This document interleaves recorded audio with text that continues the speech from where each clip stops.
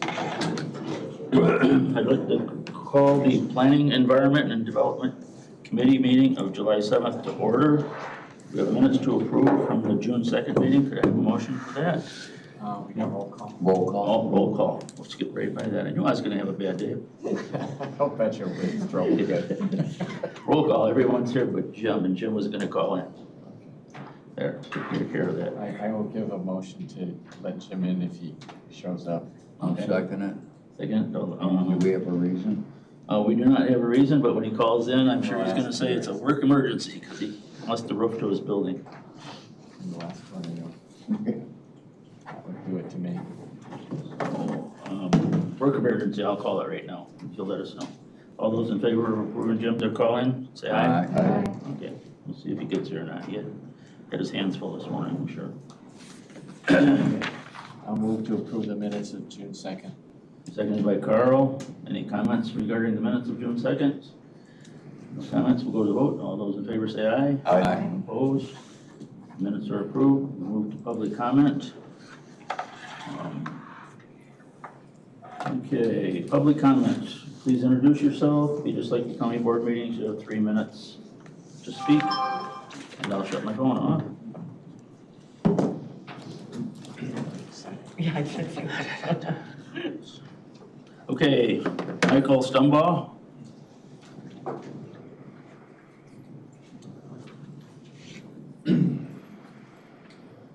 Good morning, my name is Mike Stumbaugh. I live at 6313 Dunham Road in Union.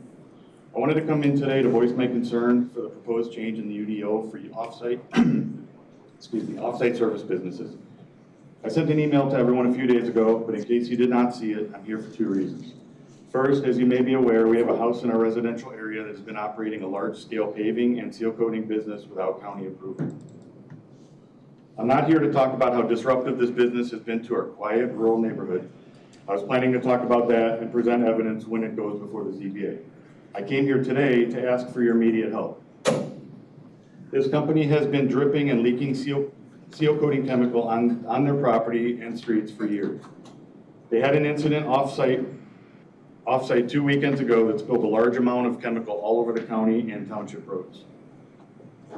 They drove it back to the property, leaking the whole way, and it leaked all over the bare dirt on their property. We did not know until now that the chemical they are using is coal tar sealant. In case you did not know, this is the same stuff that McHenry County had a presentation on last October, where they brought specialists in from all over to tell the public how bad it is. It's carcinogenic. It's banned in many states and counties. It kills aquatic life. It easily gets into water systems, and it's being recklessly handled and spilled on this property. This property is entirely located on a sensitive aquifer recharge area, which makes it even more reckless and dangerous. Even after being told by the health department to clean it up, it took them almost a week to address it. A week of being rained on and washing dangerous chemicals into our water supply. This shows how careless and incapable they are of handling such chemicals, as well as the disregard they have for our neighborhood. This is not the first time this has happened, and it won't be the last. I know they are owed their due process for applying for a conditional use permit to run this business from their A1 zone property, but I feel it is unfair to jeopardize our health in the process. I'm asking for this committee to help us. They should have to store their chemical tanks and tanker trucks off-site or even cease operations until the zoning decisions are made. They have been in violation for a year now. Every day they operate adds more contamination. I would also be happy to provide additional evidence of how this business and their activities and the activities of their employees is truly inappropriate for our residential neighborhood. Second, I'm concerned with the proposed UDO change that would force other county residents like us to go through this very same thing. Large intensive use industrial businesses do not belong on A1. This is a reason why we have zoning, to prevent this from happening. Allowing conditional uses for large businesses on A1 would be sidestepping the rules. It would be spot zoning, allowing incompatible land uses next to each other. I understand the need for small light-duty businesses on A1 though. This is why I think expanding the definition and use standards of off-site services business would be needed to make this work properly. Heavy off-site services businesses belong in business areas. Light duty might be appropriate on A1. Expecting the ZBA to decide if a business's location is appropriate on a case-by-case basis without clear guidelines is going to end up with some businesses being put where they simply don't belong. We already have clear language use standards for other type of businesses in the UDO. Why can't we have one for off-site services businesses? Thank you for your time. Thank you. Next is Cynthia Shank. I'd like to step forward and once again, please hold your public comments for 3 minutes. Yes, thank you. I'm Cynthia Shank. I live in Marengo on Route 23. I've been a longtime resident of McHenry County since 2001, so I'm a townie.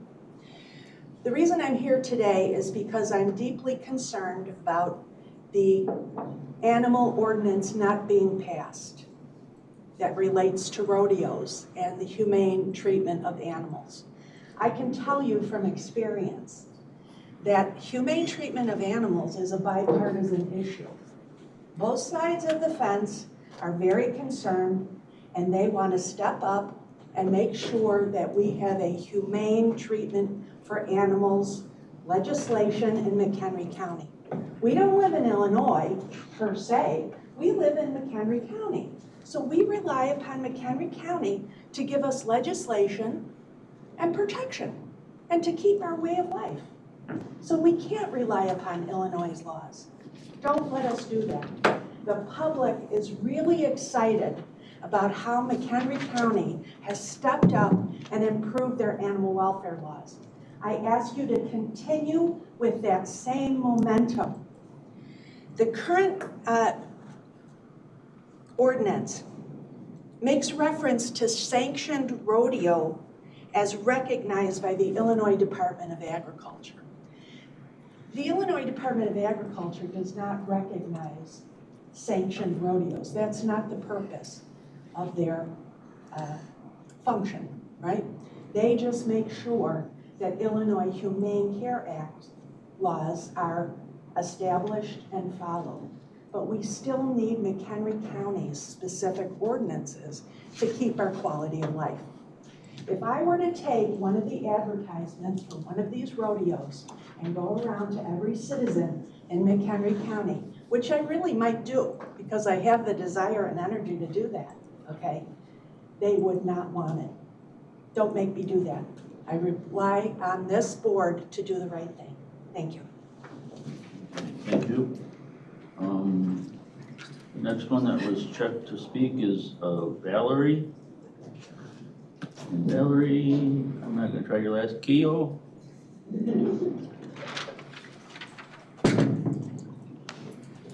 Good morning, it's Valerie Kazak. And I live at 6405 Dunham Road in Union, and I have been there for 30 years, raising my children, my family in 4-H, raising, first in the county to show at the county fair the registered African pygmy goats in the area. And so anyway, I too agree with you as far as the animals are concerned. We do need to protect them. I'm here to talk about the UDO and as far as making changes for people to take their A1 agricultural land and now make it into a business. We have a situation in our neighborhood where this is happening. And we are having big tankers, big trucks coming to our area. They've been doing this for years. They've lived there for years.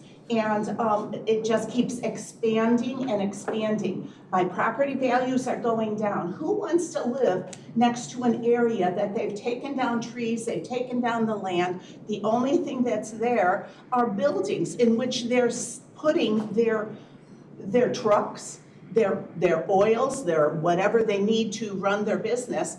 They're hiding it in these buildings. So as you drive by, you think, oh, this looks nice. But it's not. That is not doing that at all. It's affecting my property values. As you can see, I'm getting older and I'm not sure how long I'm going to be able to stay in my house. But, you know, I don't want my property value that I've lived there for 30 years building up with my husband and family. I don't want to get a smaller amount because nobody wants to buy my house because of what's there. I have agricultural land and I respect that. I've had the goats, we do hay. We've respected everything as far as the law is concerned. Let us have to deal with these businesses that should be in town or in an industrial park and not trying to save some money by doing it out of their own house. Thank you very much. I appreciate it. Okay, thank you for coming in. Okay, next, Lori Cisneros. Lori?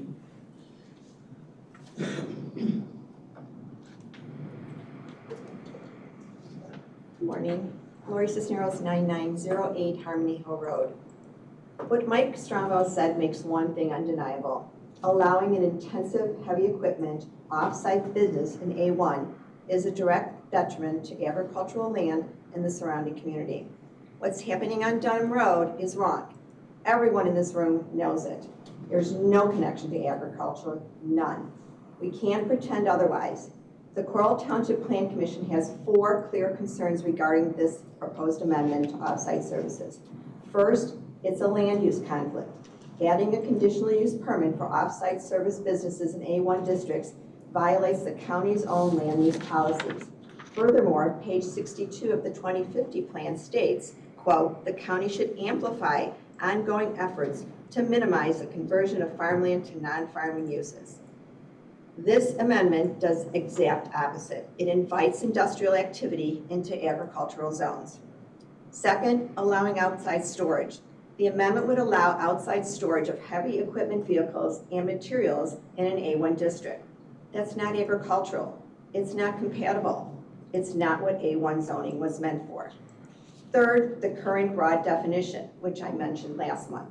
A small contractor with a couple trucks is not the same as a heavy equipment contractor with a fleet and outdoor storage needs.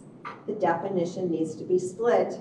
Light equipment off-site service businesses would be skilled labor, technical services performed off-site using hand tools and small equipment, passenger vehicles, light equipment. Could be allowed in A1, B1, B2 with conditional use, and permitted in B3, I1, or I2.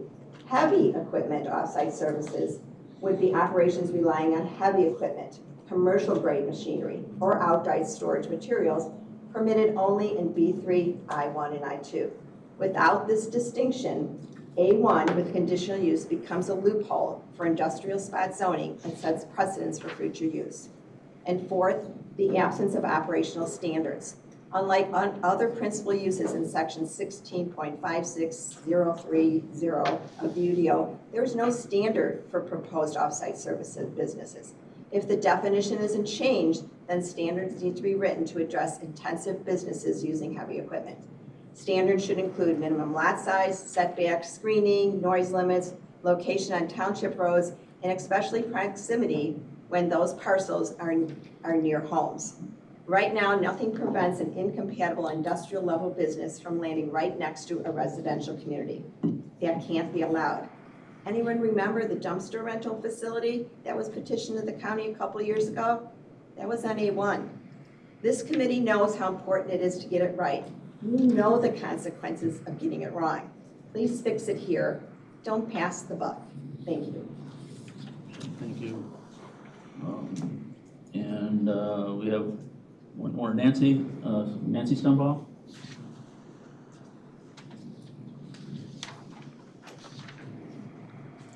Good morning. My name is Nancy Stumbaugh. I live across the street from the house that we're being discussed today. I am also affected by the large business located in the middle of our residential neighborhood. I was shocked to learn that the material they are using is dangerous to our health and to our water. Seeing it carelessly spilled on numerous occasions that was not even cleaned up right away makes me sick to my stomach. It is not fair that this company should be allowed to operate there after what we have learned. We have groundwater contamination. We had a groundwater contamination in Union a few decades ago that affected many people's lives, and I'm worried that we're heading down that same path. Aside from the health concerns this business is forcing on us, We are also forced to deal with the consistent noise. Large commercial trucks coming and going all day and night, shouting from employees at 6 in the morning, trucks coming back from overnight seal coating jobs, waking up the neighbors with the beeping and the idling at 1:30 in the morning, while shining headlights into neighbors' homes. Sleeping with windows open in the spring and summer is not even a possibility next to this business. There is appropriate place for types of intense use businesses. Next to homes, not one of them. Please do not allow industrial businesses to operate on agricultural land. Please stop their current activity now and reconsider your changes to the off-site service use. Imagine this type of business moving next door to your peaceful, quiet home. Thank you. Thank you. I don't have anyone else signed up. Is there anyone else? I'm sorry, I might have inadvertently not checked the box to speak, but I did sign up, Catherine Papalinos. Yeah, you didn't check to speak. Do you want to speak? Okay, please, Jeff, come on up.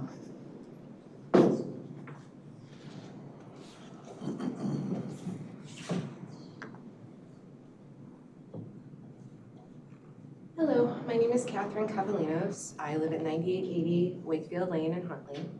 I've spoken before. I do support the amendments and the ordinance that would oversee rodeo events.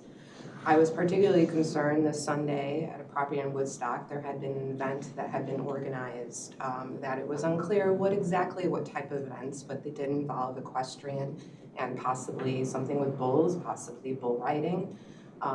They did not have a permit for this type of event. The event did not go on, but this property is scheduling an event for next month, August 16th, which is concerning. There was some things up on social media. It's unclear if those advertisements have been taken down, but this place does not have a permit to have events with animals. There would be the general public, children, and there are safety issues. And that is one of the things this ordinance would address, is safety for people that would attend a rodeo. And these small events, without any oversight or these rules that would govern them, it poses a danger to both animals and people.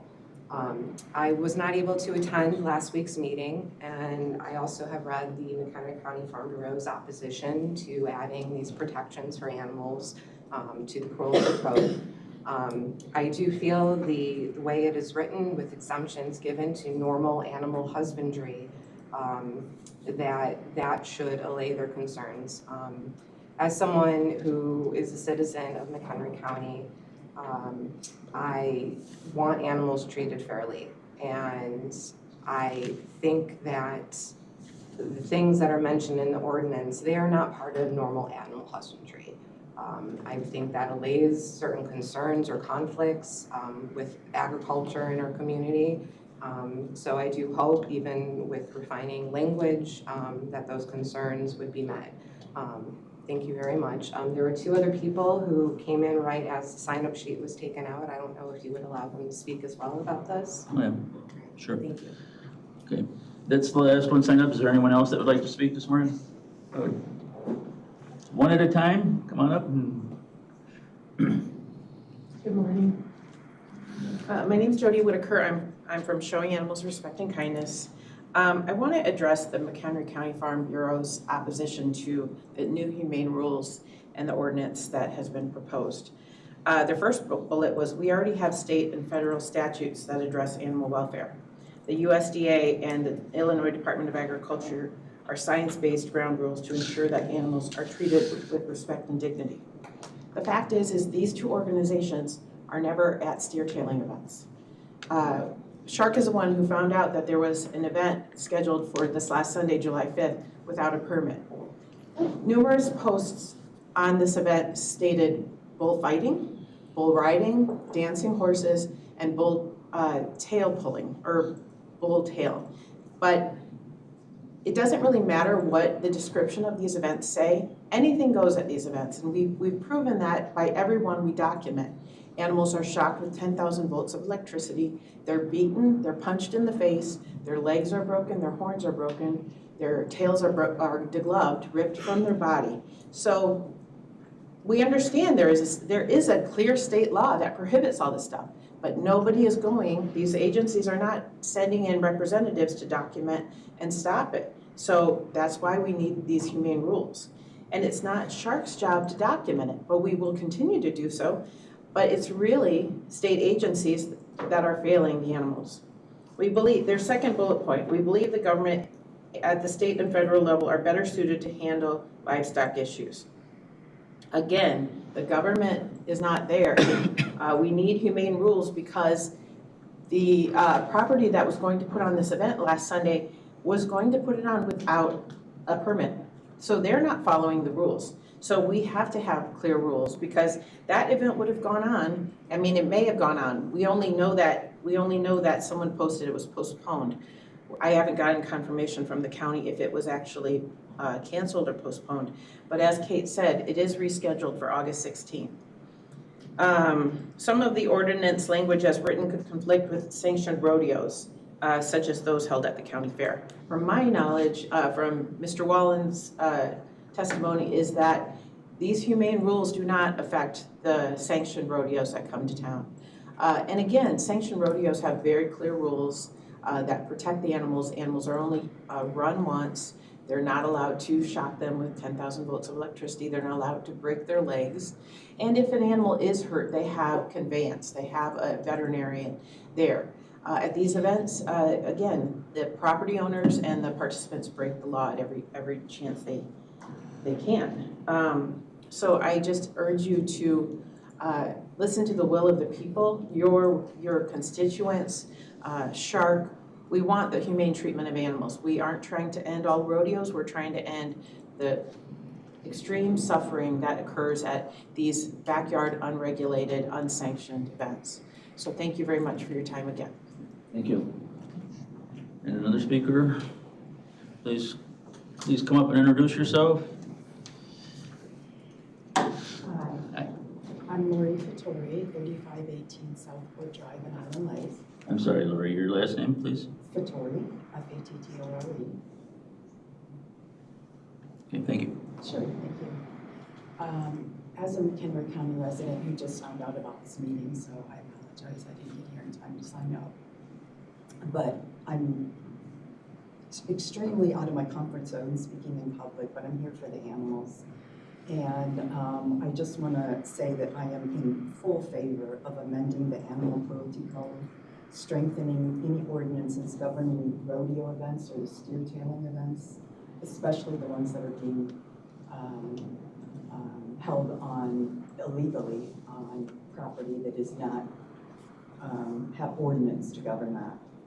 So I agree with everything Jody said, everything Kate said, everything Cynthia said, and as a McHenry County resident, I want to make that vote clear. Thank you so much for your time. Thank you. I don't see anyone else signed up. Is there anyone else in the audience that would like to speak? Don't see anyone. We'll move on to members' comments. Are there any members that have comments this morning? No members' comments, no business, presentations, routine consent agenda. Is there anything anyone would like to take off the routine consent agenda? Okay. The consent agenda. I was just, sorry, Joe. I was just gonna say, we're gonna take number 2 off. Okay, so then number 1, I'm going to approve number 1. Okay, we got a motion to approve number 1. Seconded by Carl. Any discussion regarding 7.1? Discussion? We'll go to vote. Carolyn? Yes. Joe? Yes. Tina? Paul? Yes. Carl? Yes. And I'll vote yes. Okay, on to 7.2. Could I have a motion for 7.2, please? Moved by Carl, seconded by Joe for discussion. Adam, would you lead us in the discussion? I'm sure that's why you came up, right? Yeah, I'd be excited to. So, all right, so NFPA 855. This is the section, this is the code standard that is identified in the state act for solar, but specifically for battery energy storage systems. So battery energy storage systems are included. We expect to see them starting to come in for zoning applications here in the next maybe 60 days. We know that those amendments for the UDO, they're in our agenda here this month. They went through the public hearing process. They'll be up for 30-day review, consideration by the county board, and then up for adoption next month. That's only half the picture. You know, all those standards that are incorporated with the entitlement. This ordinance represents the other half. This is the permitting side. So once the way the state law is set up, there's 60 days between the application and the conclusion of that public hearing. There's also 60 days between the application of the building permit and the required issuance or response from the county. So in 120 days, we could go from being introduced to having a permit in hand with these applicants. So as we were putting together the Unified Development Ordinance amendments, we were also putting together this other half of the picture, which is the battery storage systems and what the actual building permit is going to look like. We have gone through that book forwards, backwards, inside out. It's I will say this, for an NFPA standard, didn't know what we were going to be getting into. It's very well written to give a lot of control in terms of this is exactly what we as an authority having jurisdiction as an inspection group, the firefighters, McHenry County Fire Chiefs Association has responded to the same. I included their letter in the packet, but in support for the way NFPA 855 sets up the requirements, and they kind of set them up in 3 stages. So the construction documents, it's kind of obvious. Show us what you're doing, give us specifications, give us details on the fire suppression system, the smoke, the gas, the fire detection systems, thermal management. It goes down the list. Then it requests and requires tests. So give us all of your test data. Show us that this works for the prescribed time. That prescribed time incorporates input from the authority having jurisdiction. We work with 18 fire districts.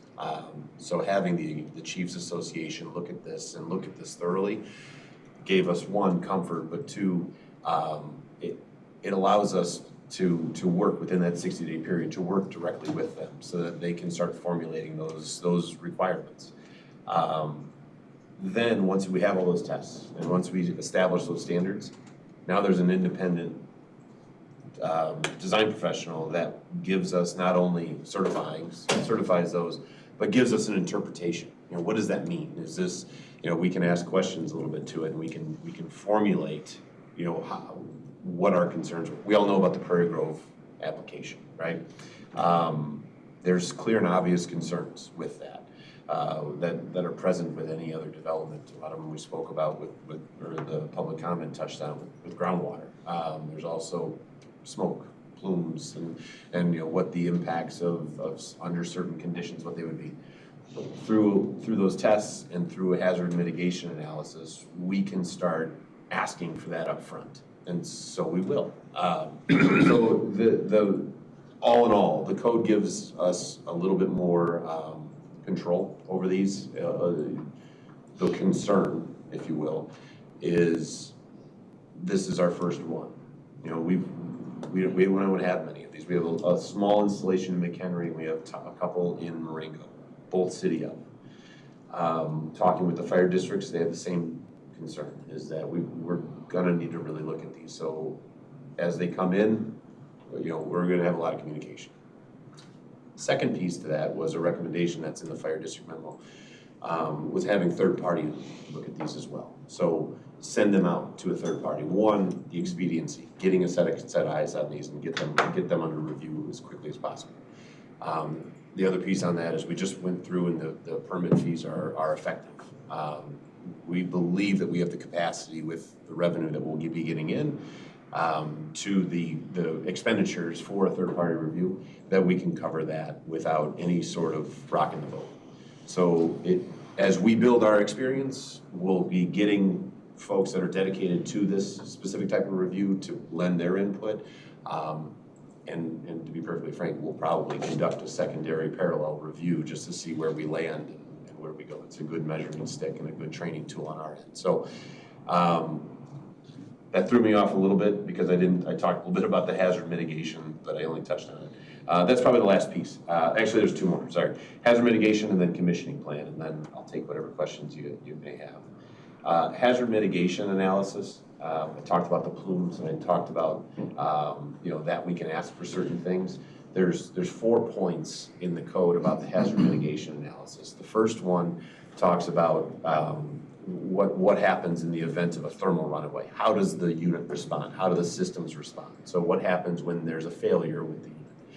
The second type of failure is what happens when there's a control failure, like the actual energy management system. If it misreads and calls for more energy, and what happens in those events. And then the third one, I'm going to cheat and look at my notes. That's what happens if there's a system failure, like the air conditioning or the communication systems or the smoke evacuation, any of those types of systems that are in there.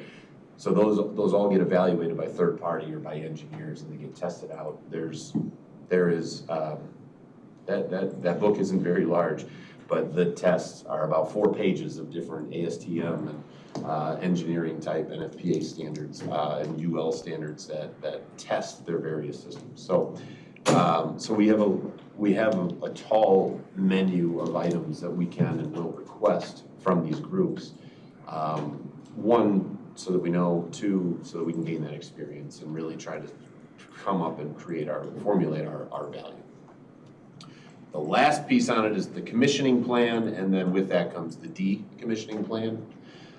The commissioning plan has a litany of things that go with it, and what this is it's kind of the same thing that we see get abandoned with solar farms, and that's contact information, who the trained personnel is, the timing in which, if there's an incident, the signage will give us a number, and within, is it 4 hours, is it 2 hours, fire districts kind of make that determination.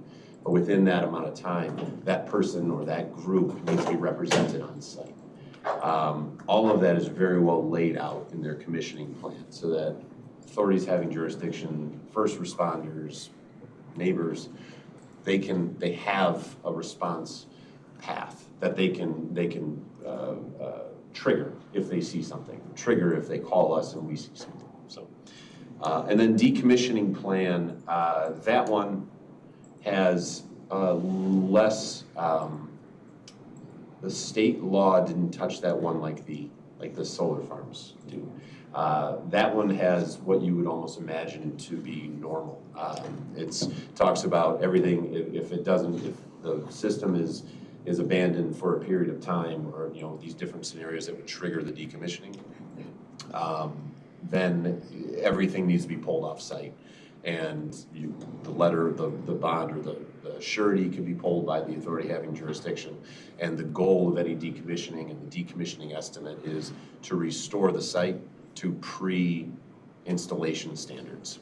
So documenting the site pre-existing conditions is going to be critical for both vegetation and site conditions. So there's no AMA, there's no limited control type components to it. There's a lot more surety here. The only thing that mimics the solar is the graduation scale for that bond. So I forget exactly, but I think after 1 year it's 25%, 5 years it's 50, and then at 10 years it's 100%.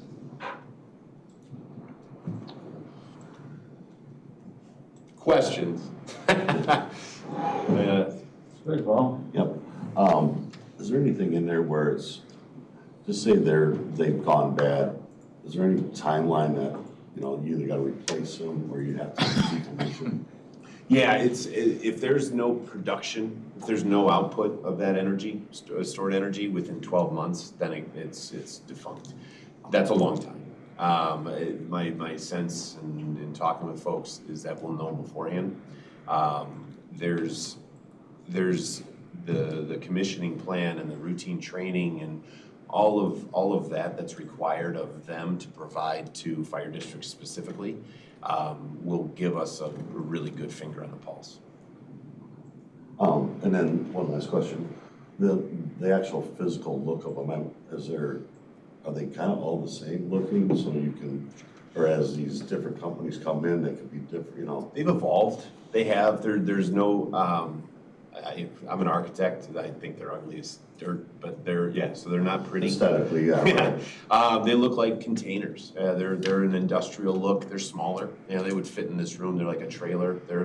They come in on a trailer most often, or they brought in a trailer and then boomed over on a crane. But they do have a couple different shapes in terms of, maybe the sizes aren't all the same, but then they'll have a cooling unit that'll be associated with them. Think of a refrigerator truck, which, a box truck that'll have the solid steel, and then it'll have this HVAC unit associated with it. So but kind of the makeup of them are kind of the same. So you're not gonna see a ton of varieties of them. Maybe as they evolve. Maybe as they evolve, when you read through the code, they really touch on a couple of different makeups. So what I mean by that is there's units that would be stored inside, that would be building housed, and other ones that are going to be housed outside and stationary out there.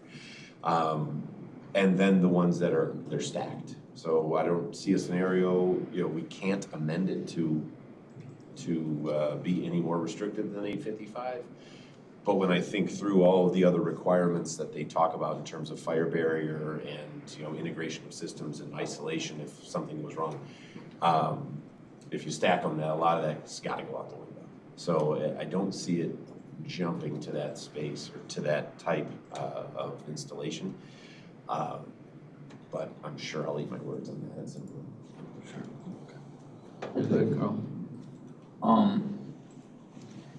In getting to the point of issuing a permit, have we looked at it, if an applicant came in, said, hey, that farm over there, I want to put a storage battery in, have we taken a look at the roads around it and insisted that there's a barrier to prevent, because we see every other week some car decided to go into the living room of somebody's house. I don't think a semi or a car crashing into a battery is gonna turn out real good. Yeah. There are a couple of different, yes is the answer. There's vegetative screening, but then there's security screening, and then there's sound attenuation.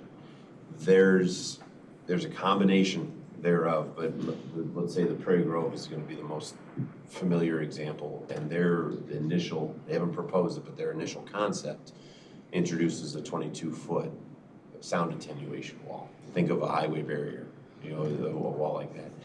Now, it's gonna be site dependent. In that particular scenario, one of the things that they're showcasing, and again, we're not necessarily talking about that application, but is the visibility. Is it screened behind a forest, or is it screened behind trees or whatever? That's on the residential side. Once we have it on another site that isn't surrounded by residential, is that sound attenuation barrier at 22 feet the most pragmatic installation compared to vegetative screening and security fences so that it's not an attractive nuisance, what's over that wall type stuff. Well, that's fine, so people don't see it and hear it. Yeah.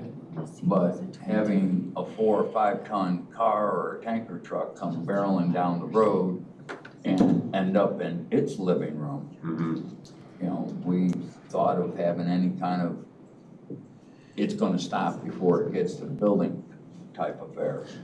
Yeah, I think that would be, there's latitude, in my opinion, there's latitude within the 855 code to request certain measures, and whether it's site security or hazard prevention. So security bollards is the first thing I would think of. We see them out front in the government center where it would prevent vehicular runaway or bad actors. But yeah, that would be maybe something that would be introduced on a site like that. Yeah, or berms. Yeah, they're natural, but flips it over so it never gets near it. Yeah, and there's not as big a restriction, if you will, that we've seen and run into with the solar and the wind energy production facilities when we talk about berms and whatnot. But there's definitely vegetative screening, so it could be a different combination. These are smaller sites; they're just smaller sites compared to those solar sites. Yeah, go ahead, Carolyn. So is there a certain sound level that like triggers that attenuation, the sound, the sound attenuation wall? Yeah. There's not a certain level. It sounds largely subjective, but there would be a need. There's gonna be, in this weather, you know, even at moderate summer, those air conditioners are gonna be going. And it'll be, you know, for a 50 unit thing, it'll have the same, it won't be a huge chiller, but it would be multiple units going on at once. So it would be noticeable if you're next to it constantly. Yeah, Joe? Is there a different size on these? Is they also regulated by size? Like if you have a 5 megawatt, it's this type. If it's a 10 megawatt storage system, it's another. And I'm picking Sure. numbers out of the air, I know. So, Yeah. so do they, what's A the difference unit, there? an actual unit can't house more than 50 kilowatt hours, so 50 kilowatts. So there is a size constraint to one unit, and once they want to go bigger, now they just add more of those units. So that's where the scale comes in, once they want to go from a 5 megawatt to a 10 megawatt facility, something like this. Yeah, yeah. On the impact on budget, there's, the line says, aligning request to amend the contract between the county and HLR. Do we have a contract in place? We have an existing contract in place. The concept, and I was gonna bring this forward next month, once we kind of hash it out, thinking budget next month, a lot heavier. Once we kind of balance a little bit, we have an idea of what these cost to get a third party to review them. But the people we have a contract now with they're not doing these type of units, are they? For us, they're not doing it for us, obviously. But they have the capacity to do it, they can do it? They have the capacity to do it. They have the certifications to do it too. Okay. But they just don't have the experience to do. I threw them, I pulled one of the maps from Prairie Grove and I said, here, just in case we get one of these every week for the next year and a half, what do you think this would cost? Just to get an idea. And they gave us a response on that. In the event that we have one of those every week for the next month or year, we would exceed our budget for that contract. And so we would want to bring it in front of the board so that if we do need to exercise that, we don't have to hit pause or something along those lines or be out of luck.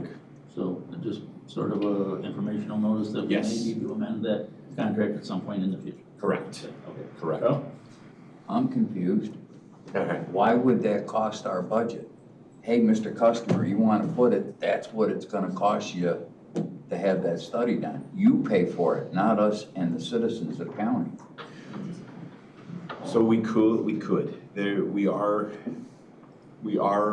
have increased our fees, and we're confident that that revenue is always going to exceed the expenditure for gaining that experience from that third-party consultant. While we have other processes that make that fee a little bit more than what we're getting, what we're expending for that, but we do believe that we would, once we get on our feet, we'll be able to keep these in-house. Go ahead, Scott. I'm sorry, if I can ask, Adam, can you confirm, is that fee then a pass-through? Ultimately, the petitioner will pay it, but it will pass through the county. So we'll end up writing the check, but they're going to provide the revenue to write the check. Correct, yeah. So what we haven't set up is a direct pass-through yet. So, we're trying to figure out how we would do it, because it's permit revenue that comes in and it goes right to the general fund.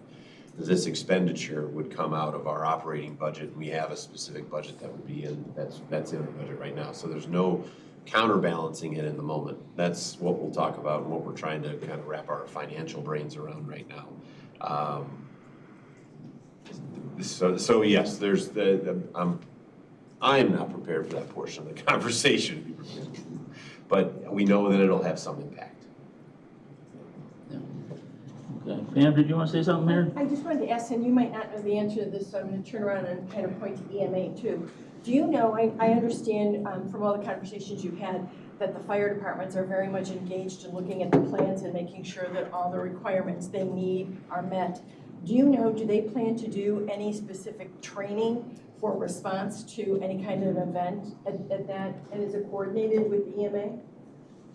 I thought it was going to be part of the process that the fire department would have to go out on site and walk through the site and be familiar with the equipment, where to put water, where not to put water. In the discussions we had in this room, there was not a discussion, we had hoped there'd be a discussion, there'd also be a sit down with emergency management to discuss when it goes south, what we do. I would just think I ask, had it. I would just ask that somebody kind of maybe follow up on that, make sure that that actually is in fact, not maybe a requirement, but just obviously a policy that everybody's gonna follow, Right. right? Because it's exactly when it goes south that we have problems. Yep, should be a policy Thank you. program there. Thank you, yeah.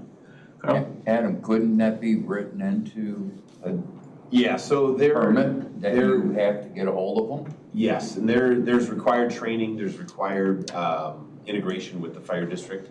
The component with EMA, I think that's something that we'll have to define within our policies and procedures. So it's, the opportunity's there is the answer, yes. Thank you. Yeah. Thank you, Mr. Chair. Anyone else? Just one last question. Okay, go ahead. This is part of Senate Bill 25. Yes, the Public Act 0158. And so the board has no discretion to deny. We can't adopt items that are going to be more restrictive compared to this standard, to NFPA 55. That being said, there's latitude within there. And if talking with counterparts throughout the state, talking with fire chiefs, et cetera, we believe that there's latitude within the raw code that will give us the opportunity and utilize some of the other items that they've introduced in the commissioning plan or in the training elements and the response plans, that we can ask basically whatever question that's related to this, that has a direct connection, we can ask and seek compliance with it. Thank you. You're welcome. Okay, anyone else? Well, good job, Adam. I know you spent a ton of time on this. Okay. And your staff. And I think it's timely that this is being brought forward so that it's in place when we start getting those multitude of permits that'll probably be coming down the road. Unfortunately, No pun intended. just that we're prepared is good. So, yep, we'll go to vote on this. Paul? Yes. Dina? Yes. Carolyn? Yes. Joe? Yes. Carl? Yes. And I'll vote yes. Okay, old business, discussion and direction. Mr. Smith? Yeah. We had no new business or presentation? That's correct. Yeah, we didn't have any presentations or new business. I think we just blew right past it. No, I mumbled my way through it. Oh, okay. My presentation. bad, my bad. No, it's all fine. Okay. 9-1, Adam, you're up again here. All right. I am sharing my screen. Okay. All right, so these are the Unified Development Ordinance amendments that have been, sorry, I'm going to the top there. This is actually the second time through with these. And these amendments were initially coupled with some elements associated with the temporary entertainment events. And then those took a priority road. We have a long list of amendments, a running list of amendments, and these became the priorities of things, either emerging topics or corrections. Things that's the first one when we look at this talks about the disclosure of partnership. Our ordinance had it at 7.5%. Well, state law requires 20%, not as low as 7. By the way, that's a change. It used to be 7.5%. It used to be, all right. That's how the 7.5% got there, because the state used to be 7.5%. They changed it to 20.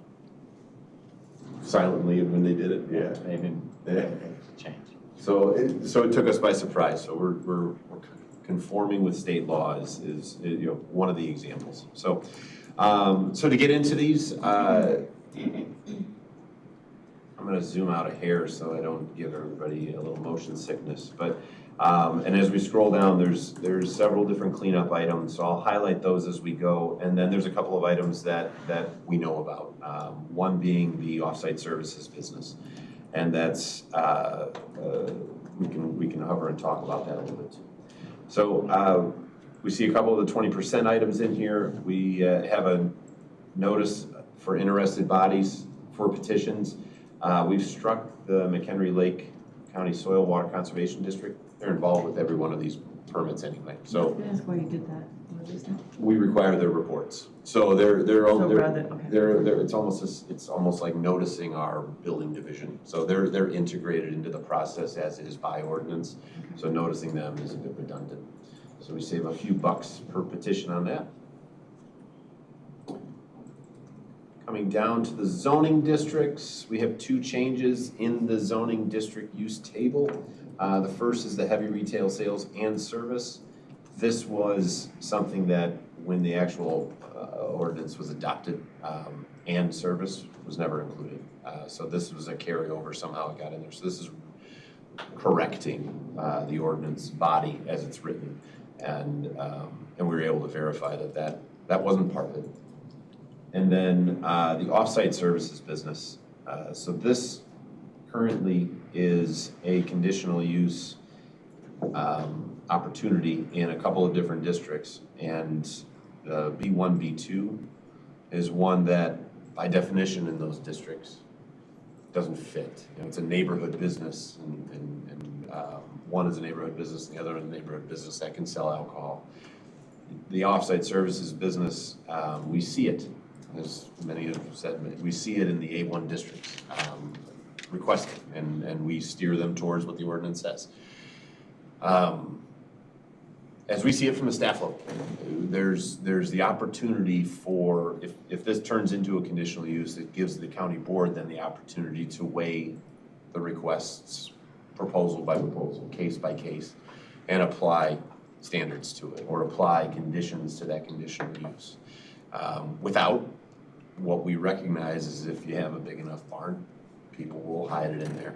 You know, we see that with a couple of other application types. This is one of them. You know, that if they can store it in a barn, it still exists, but we don't have the right to see in there. And if we don't get the opportunity to see that, you know, and demonstrate that, there's an offsite services business.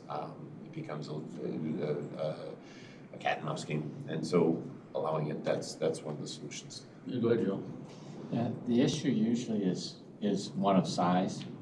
You know, several of the people have spoken comments today. You know, you got with your pickup truck and you're an electrician, or, you know, you got a van and you're an electrician, you're going off site and it's you. I don't think anybody cares. But if you are running, you know, multiple pieces of equipment, at some point in time, the size gets too big for that location. And I don't know that we define that size very carefully, but, you know, it's, you know, when I know when I see it type situation. They mentioned 2 or 3 times Pagny's, and my guess is that Pagny's started out with a couple pickup trucks and they grew. And they probably have outgrown their site from what I'm hearing from the neighbors, but I've not spoken to Pagny's. I don't, you know, I just have what I have here. And I do think we want our ordinance to be careful to make certain that conditional use doesn't become one of right. And the conditional use, I think, has to be able to define what we consider too big for the site someplace. Whether we've done that or not, I'm not certain yet, but that's what I'm concerned about. Some point in time, it's too big. And that's when it needs to go to that industrial site. And whether we've covered that, I don't know, but that's, you know, I see it, you know, mom and pa starting out someplace around the dining room table eventually grows to IBM. There's a place when they don't belong at the dining room table anymore. Yeah. Okay. Okay. Go ahead, Carolyn. Just to clarify, so on, and this is the text amendment before the ZBA, right? The changes. Because I want to make sure I pulled up the right thing. Yes, so this one has not gone to the ZBA just yet. The hearing would be anticipated July 30th. Okay. Well, I think Mike's matching this. So that's a cross out on the C's on B1, B2? Yes. Okay. Yes. So we're taking, so was a conditional use on B1, B2 before, and we're taking that out? Okay. Yeah. And then the whole purpose of making it a conditional use in Ag 1 is because you feel like in some sense it's happening anyway if people are doing it in this way, it's more control over the process. It offers that opportunity. Is that summing it Yeah. up? Okay. Yeah, we do see our fair share, that we either recommend that they rezone a portion or relocate.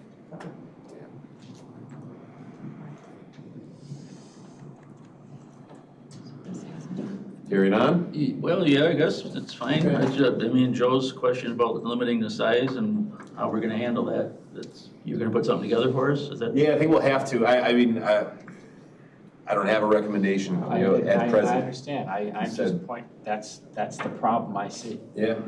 Yes. That where's that balance? And I'm not certain that you're gonna be able to solve it, but I think it's the question that we, you know, that we need to be able to answer somehow. Yeah. You put in like, You know, it's great. owner operator and one employee. Or something. Something to that effect. I'm not sure either. But that's something you can take to the ZBA, and the ZBA can talk about it and make that recommendation. Yeah. I'm not saying that we have to approve it first. Let the ZBA, that's why they're there. Bring it in, let them be part of the discussion. Mm-hmm. No, I think that'd be great. And just to give the committee some comfort, this will goes to ZBA on the 30th. It would come back. I think there's a tight turnaround in August. It may not come back August 4th. So that would be Thursday to Tuesday. I don't know that we would have transcripts and everything, all that stuff done, board reports done. So we may have a month to soak and simmer on this. So it'll be back in September. Is that the right month? Yes. Okay. But at least it's there. It's there, and I think this is a good point for everybody to focus in on. Okay, good. Yeah, let's go forward. All right. We had a slight change in the bulk setbacks. This was another one similar to our 20% and our 7.5%. It's defined elsewhere as 30% for maximum building coverages in E1. We have appendixes are being renumbered. Appendix A was always reserved and unused. We have a lot of those appendix being renamed or pointing to the correct one now with just through minor text changes, striking out A's and B's. Solid fencing was something that in our ordinance it talked all about in one section, but the way it's prescribed in other sections and enforced and our permits is not solid fencing but privacy fencing. So solid fence is just that. Privacy fence allows some level of see-through down to 50%, and then at 49% it's no longer regulated. So we're just organizing our terms there and sticking with one. We did a overlay district last year, maybe the year prior, for those docks that were built in the channel, if we recall. That was on Bayview Beach. Well, I think the second application that we got was from another extension of Bayview Beach subdivision that we hadn't realized didn't pop up in the documents. So we've added or homestead addition to Bayview Beach on the Fox River subdivision. So they are legally part of that same subdivision and would be entitled to those that same overlay district. So that's where that correction comes from. 166030 permitted encroachments is the title of that chapter, but all it talks about is landscape and screening standards. So it's just a mislabeled chapter. So we're relabeling that correctly for that particular chapter. So that's if you're not reading the landscape screening standards because of that, now you are free to. All right, and then there's a modification here to the standards for attached accessory structures where an attached accessory structure shall not exceed the height of the principal building in which they are attached, nor have a finished floor more than 2 feet above the finished floor of the principal structure, of the existing principal. So if you have a small cottage building a giant, it would prevent building a giant accessory structure or a garage that would be attached. This is also subject to variation, but this was one that's come up a handful of times and we put it into. Can't put my house on top of the silo? Well, you could put the house there, but the accessory structure may have a different one. You may have to define that floor height for, if you wanted to use your silo as an accessory structure. There's only a few instances of this that we've seen there, and they've drawn a lot of neighborhood attention, and it is typically where this has come from. If we want to get our arms around it, I'm happy to talk about this at any date between now and September. Our solid to privacy conversion, and then, oops, jumping ahead. There were a few of those. This is one of our heavy retail sales and service. That's removed out. Again, it was not the intent at the time of the adoption. And then we have a whole nother services section or conditional use standard that would meet that. This was a redundant chapter, so a redundant table that was pointing basically to the same table elsewhere in the code. So having two of the same tables was not advantageous. And I'm waiting to get down to this last one, which was our,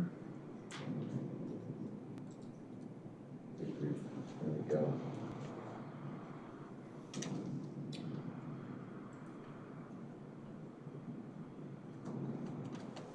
It is our, there we go, the school land donations. So school land in 2018, as an incentive and kind of an excite building construction, there was a county board waived, put a 1-year moratorium for school impact fees. And then in 2019, that was an amendment to the ordinance, took out school impact fees. What we didn't take out was this section that talked about land donation. So the land donation chapter was still in there, and it pointed to the school donation or impact fee schedule that was removed. So what this really gets to is you have two options: paying the fee to the district when you build a house, or if you're building a larger development, part of that land is donated, is carved out for the district to build a school within that development. So a real large subdivision, you have a neighborhood school. That schedule was always in there. We have it historically, but it was removed at that same time. This chapter points to that, and it basically would short cycle and would be ineffective. So we scheduled it to be removed. Within moments of publishing it, I got called to the regional office's county superintendent's meeting, and we talked about it, and there's interest. So it's one of those things where we can correct this now, and I think correcting it, from a staff's perspective, correcting it's the correct thing. In the future, as we have more amendments, does the county board want to re-entertain the school impact fee and the land donation schedules? And there's heavy arguments. Won't represent all of them from the superintendents, but there's interest from the county superintendents. So I wanted to be fair to them. In that meeting, I did commit to at least sharing that information with the county board, that yes, there's a group certainly interested in maintaining this. Yeah, go ahead, Joe. When we decided to take these out back in 2019, the reason we decided to take it out is at that point in time, the trigger for these fees wasn't building permit originally, it was subdivision. The county has created since 2012, unincorporated McHenry County has approved 3 lots of subdivision, 2 subdivisions. 3 lots, not three subdivisions. 2 subdivisions created 3 lots. So for all intents and purposes, if it's still tied to subdivisions, and that's how the original statute was created, there was no fees being paid anyway. Now, if we go back to the days and get another, 500 lot subdivision created, we'll probably wish we had this, but that hasn't happened now in, like I say, we're at 15 years, 16 years, that that the statute hasn't been used because of that. The original statute that created all these things also created with the idea that schools needed land when they had these big subdivisions to build new buildings. The population densities have changed pretty dramatically in most of the places. I don't know of any school system in McHenry County that is burst at the seams compared to what they were in 2009. They've all lost population. So I'm perfectly fine with having development pay its way, but I think we ought to, if we're going to keep this at all, I think we ought to make it so that it actually pays its way. Right now, it's not, leaving it in or taking it out doesn't matter. It doesn't apply to anybody unless somebody comes in to do a new development. Now, if Build Act was approved, you might need it because you can put 50 homes on 1 acre under that thing. So, I mean, I'm not sure how you park any cars, but, if that kind of density is put back in, yeah, we would need schools again. Is there a question for that? Sure, go ahead. What triggered us, so you had impact fees and you had land donation. And impact fees, and it was triggered by subdivision. So what, the land donation was triggered by subdivision. So how big of a subdivision did it have to be in order to trigger? Well, land would be, often was sent over to the school district saying, is this where you want a school district, where you want to build a school? But I mean, how big, because I know, part of the reason we haven't had a lot in the last since the economy just hasn't been there. So I don't know what we're facing going forward, and I don't want to be sitting here short-sighted that we're not anticipating. I mean, a school coming in, a lot of these, I mean, any of these divisions should be paying into schools if they impact the schools. I don't ever remember seeing one at the county level. I've seen them at the city levels often. Yeah, that's happened pretty regularly because you would come in, you had sewer and water available, you could kind of plan what densities was going to be there.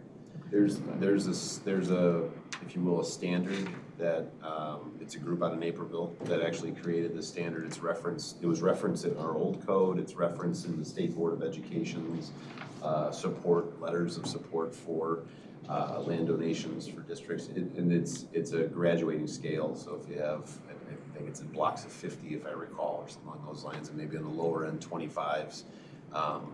Talking about as it grows, you're looking at a neighborhood school to a neighborhood elementary school to like a magnet junior high type stuff. So it does have a graduating scale to it, depending on how big that development is or how many phases it has.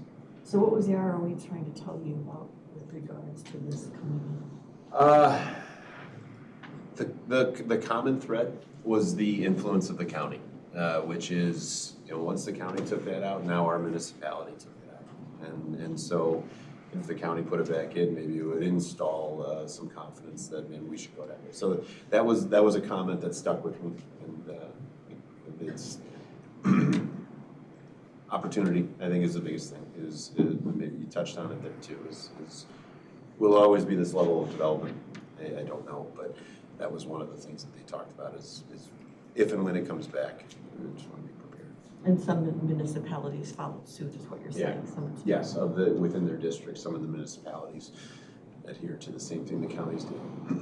What scares me about it is not being prepared for when that day happens, because we'll be out here trying to design an ordinance for something that just got approved. Right. I'm not necessarily in favor of taking it out just because of that. Nobody's paying it today. But if it, if that economy changes, and we would have that opportunity for the school districts to be reimbursed for the costs that they're about to incur. But you're taking it out because we took out the impact fees and the land donation, this section reference it. So to do what you're talking about with. And then you put it all back. We need to put it all back in.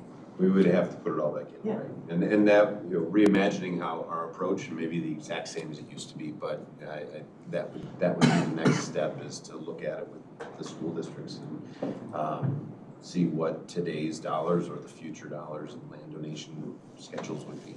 If we got down the road, Joe, and we had this development in Carolyn, if we had this type of development, can it be a part of the conditions of approval?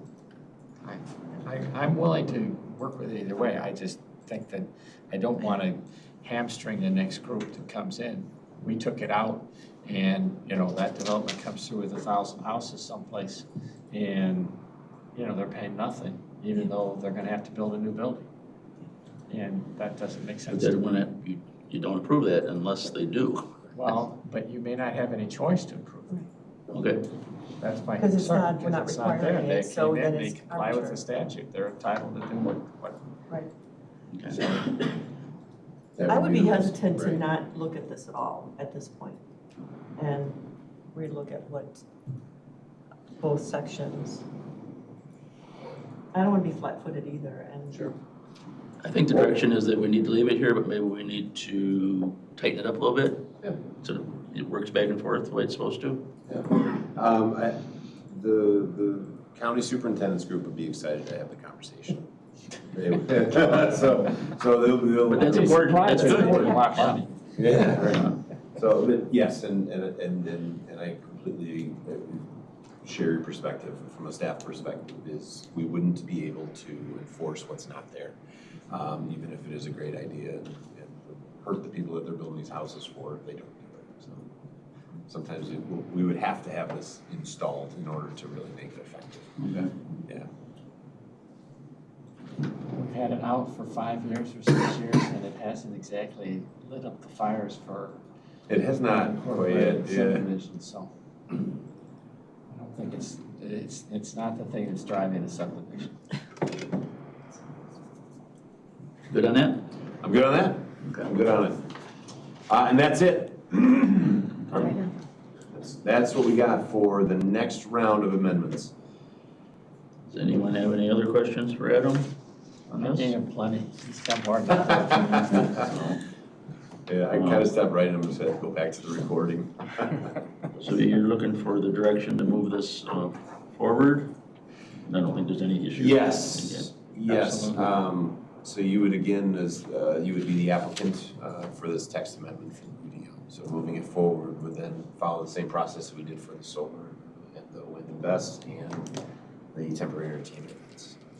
So moving it forward with the ZBA to look at what we just talked about. Yes. Yeah. Yeah. Adam's tweaking it before he goes to the ZBA. Change it or not change it, or how they. Okay. I'm good with that. And Adam will make those changes before we go to the, Carl, did you have something? No. Okay. Okay, we get, Got my blessing. we're all in favor? Yep. Okay, good job, Adam, thank you again. Don't See you get in up, 2 you months. might be next. What's that? Don't get up. I will. Okay, so now we're moving on to reports. Public Health Ordinance Amendment regarding animal cruelty. Scott's coming up. All right. Anyone else? That's what Scott's thinking too, is he? Everybody else? Scott's the boss. Oh, I'm just part of the team.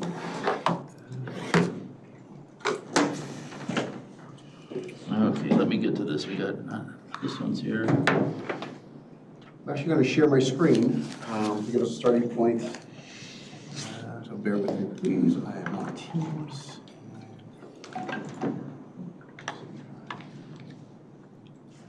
This way. Share. Okay, great. Well,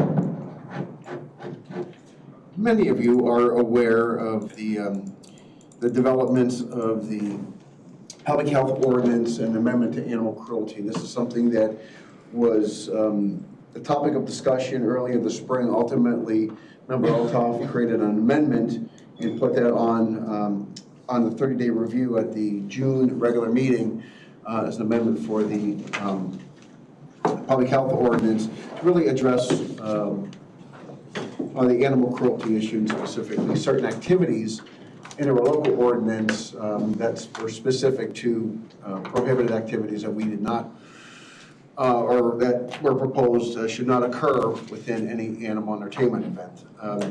So as, when this was put on the table, and Member Althoff, you can add more to it, but she said it was really an evolution of an amendment because there was a lot of discussion that still had to take place before this ultimately was in a position or condition for it to be approved.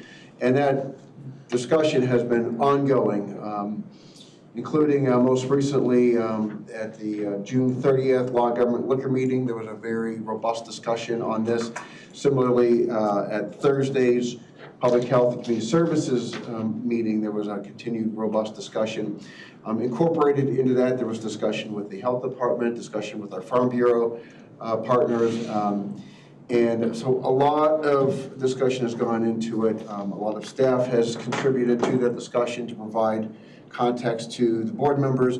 Our state's attorney has been on the front end of this from the initial review, taking Member Sager's initial proposal, which is included in the packet, so you can see kind of that starting point, doing a legal review as to what, if the county were to develop a policy at the local level, what that would look like. And it's just continued to build and evolve. And this was emailed out to you last week, actually after the culmination of the public health discussion, to serve as a starting point for your PED discussions.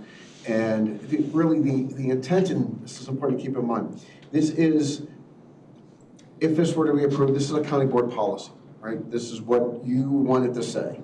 And there's been a lot of work that went into this, a lot of research, and you're hearing a lot of different sides into this. But ultimately, this comes down to what is the policy that the county board feels is the best interest of McHenry County.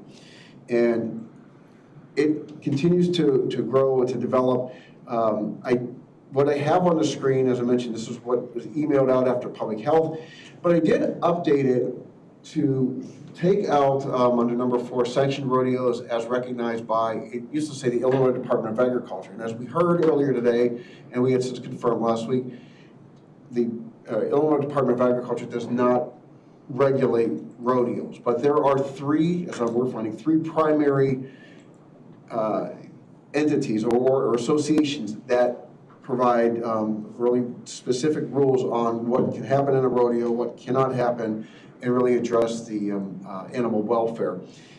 And so what you see on the screen is a deviation from what was on Thursday to really reflect those three key rodeo associations: the Professional Rodeo Cowboy Association, International Professional Rodeo Association, and the United Rodeo Association. And if you were to say sanctioned rodeos as recognized by them, then essentially you were incorporating their rules as it relates to animals, animal welfare, and so on and so forth. So that's a little change. At this point in time, PED, certainly many of you have participated in these conversations over the past couple of meetings, but I think the intent is to ensure that the county board can fully vet out what you want this policy to be. With that, I'm going to turn it over to Kevin. Can I stop you for just a second, Scott? Dan from the Farm Bureau was here. Dan, did you want us to pet at the table? Sure. If you like, there's this chair up in the front if you want to come up. I know you guys had some comments on it. If you feel that what we're saying is incorrect, or just chip in when you want to. How does that sound? Thank you. So kind of with permission, Scott's absolutely correct. This has been an iteration and an evolution over time because there have been many organizations that are interested in dealing with this issue. So just kind of rolling the issue back a bit. We had been talking about this issue since last season. If you'll recall, people did come before the board during public comment. There were several emails that were received. Member Krieger and Member Sager had made suggestions, and for whatever reason, as things happen, it fell between the cracks. So as this season approached, and again, we were hearing from people about concerns that they were having, Member Sager brought forward a suggestion for an ordinance dealing specifically with only the permitting process of these events. When we sat down and discussed it with a larger group of staff entities, including state's attorney, sheriff, public health, animal control, lots of others, lots of others. It was really felt that this was truly an animal cruelty issue. And because of that, there needed to be language in our animal control public health ordinance, as well as the TUP, which is temporary use permitting process. So two prongs. It gets lumped together. I'm just doing it for clarification for your discussion. So there's actually two portions of this. Amendments to the TUP and amendment to the animal control. So we then have had several meetings thereafter, and a lot of people raised concerns. Farm Bureau was very participatory in stating some of their slippery slope with some validity about how it potentially could be used. We had the sheriff's office come in and talk about their role along with animal control. Member Hendricks was attending both the law and government as well as the public health meeting, and he came up with a potential ordinance that he felt incorporated some of the conversations we were having. Where we've gotten, I believe, is to try and incorporate the state statute for the humane care of animals within our animal control section. It's a work yet in progress, but I think that there's been much agreement, even from Farm Bureau, that would be, although not what they would like nothing, but okay. But if we had to have something, I think I can say that you would say that's better than some of the proposals that we've had in front of us previously. And then we would incorporate the definition specifically of tailing. I think that has to happen. There currently is a piece of legislation, and so I'm telling you that. There currently is a piece of legislation in front of the General Assembly at the state level specifically defining tailing because it was felt that there wasn't enough definition in the existing state statute, right? Boone County is dealing with this, and they were the ones promoting it. So I believe that it would be to our advantage to incorporate a definition of tailing within whatever we propose as our amendment. In addition to that, I think you have to determine whether or not you want the exemptions as outlined by Mr. Hartman. I think Mr. Sager feels very strongly about including those exemptions just for clarification purposes. I'm going to let the state's attorney talk about some of his issues.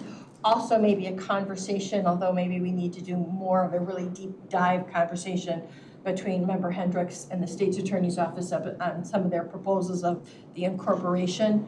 You will see it look slightly different, what we're doing at our McHenry County level as opposed to what they did at the state level. The state level's humane care of animals deals with individuals.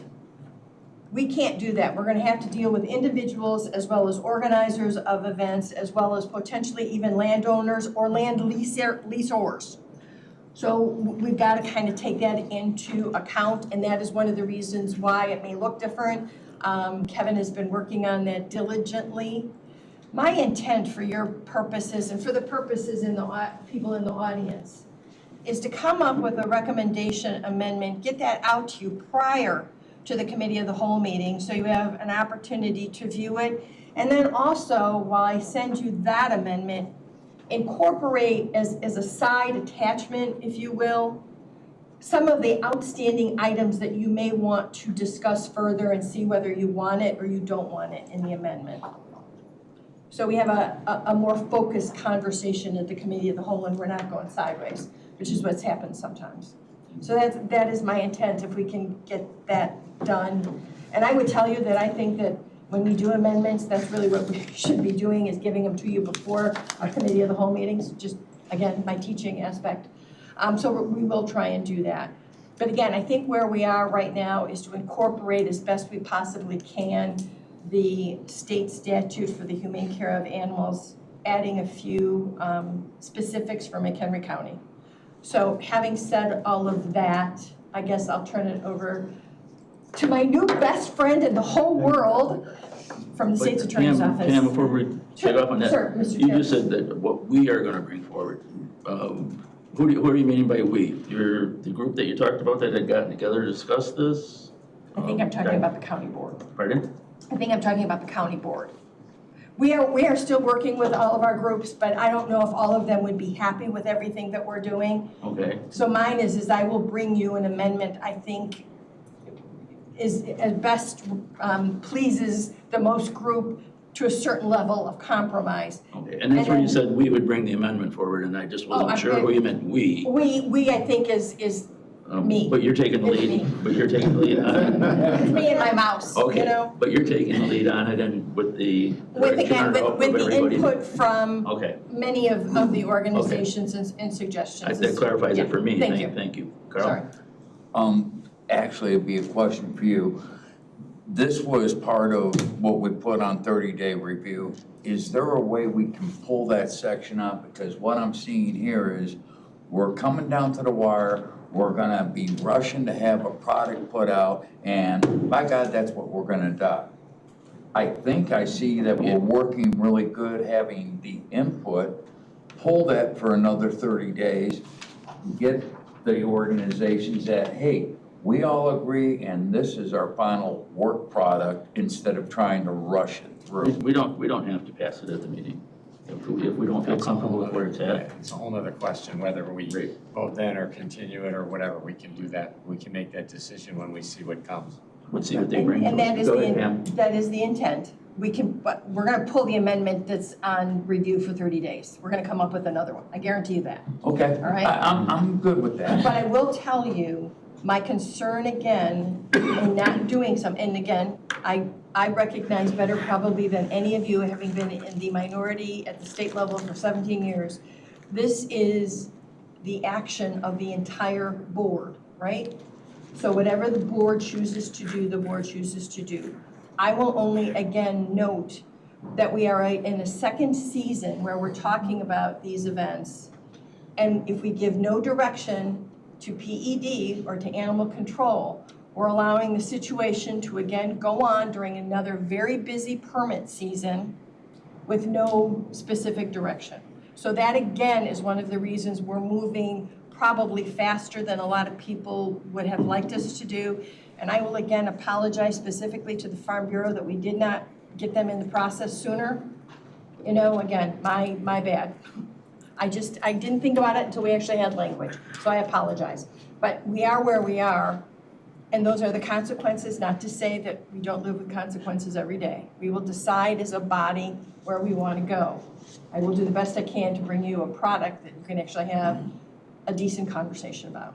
That I guarantee. Yeah, Scott, do you want to add something to that? Yeah, so to be clear, so we have a public health ordinance revision on 30-day review, and that is going to be acted upon or is prepared to be acted upon in July. This is an amendment to that public health ordinance. Just to remind everybody, if this amendment isn't meeting with the county board's desire for what that policy should be, we still are encouraging you to consider the public health ordinance changes because there's a lot of other areas in the public health ordinance that need to be addressed. So not to throw that baby out with the bathwater if this amendment isn't ready to go. What is before you is kind of that evolution. And based on actually Thursday's discussion, Member Althoff had indicated, when you pull it all together, maybe retooling what that would look like and submitting in advance, of course, to the county board, kind of what a new revised amendment that would look like, that tries to be the confluence of a lot of the concerns that have been raised, ties it closer to the Illinois Humane Care for Animals Act. And so that's forthcoming. We imagine we'll probably get that done now, probably, well, this week or something, right? And I apologize, we don't like to have, information before you and then say it's going to change. But really, this is the discussion. This is how that sausage is made, and this is a really important and very public bit of public policy that you're discussing. So, and I certainly appreciate the county board's desire to want to, if you're going to put something in place, to make sure it's going to meet with what you believe it should meet and address what it should address, and address the concerns that you believe have been brought to the table. And that also does not mean that further work may not be conducted. Correct. We've also indicated that we need to put something in place now. We will continue our conversations with the Farm Bureau and other interested parties, and if we need to bring something forward, we will. But at least we have something in place now that, again, PED can deal with and animal control can deal with during this particular summer, fall season. And Member Althoff mentioned the two-prong approach. So one prong is what is up on the screen and what we're talking about, an amendment to the public health ordinance under animal cruelty. The second prong is a revision to the UDO for temporary use permits. That actually, Adam, you'll touch upon at the next item on your agenda. I'm excited to. And that is for the rules and regulations that go into this conditional or this temporary use on properties. The difference is what the public health ordinance applies to the four corners of McHenry County. The TUP only applies to specific parcels that are requesting that temporary use permit. And with there's the ability to provide additional levels of regulation to meet the public interest. And so we're only talking a lot about the public health ordinance, but you're going to have that second component, which will go through this committee, and that will be part of your UDO amendments. One of the key changes that came out of this, came out of our initial Farm Bureau discussion, was there was an original prohibited activity called healing. And in discussion with the Farm Bureau, it was suggested that that be taken out. Sanctioned rodeos do a certain degree of healing. So we have some modifications to that UDO.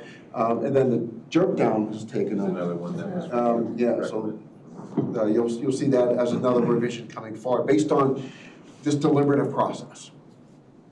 Paul, did you have something? Just a quick, so if we put policies in place, and there's policies in place now, correct? Of some sort? Illinois Humane Care for Animals Act does provide regulation. So we're down to a enforcement problem. So, and I think Kevin can speak to not necessarily a policy problem, but an enforcement. I'm just Not only though, I would argue, I would say that we do have a situation that is ongoing in the courts right now. We want to give our state's attorney's office as much ability to ensure that once they take them to court, that it comes with an outcome that we would want to see. So it's not just enforcement. That would be my second thing is putting it in the hands of the prosecutor, the state's attorneys, and the law, the officers. They know more about, and the state statute knows more about this,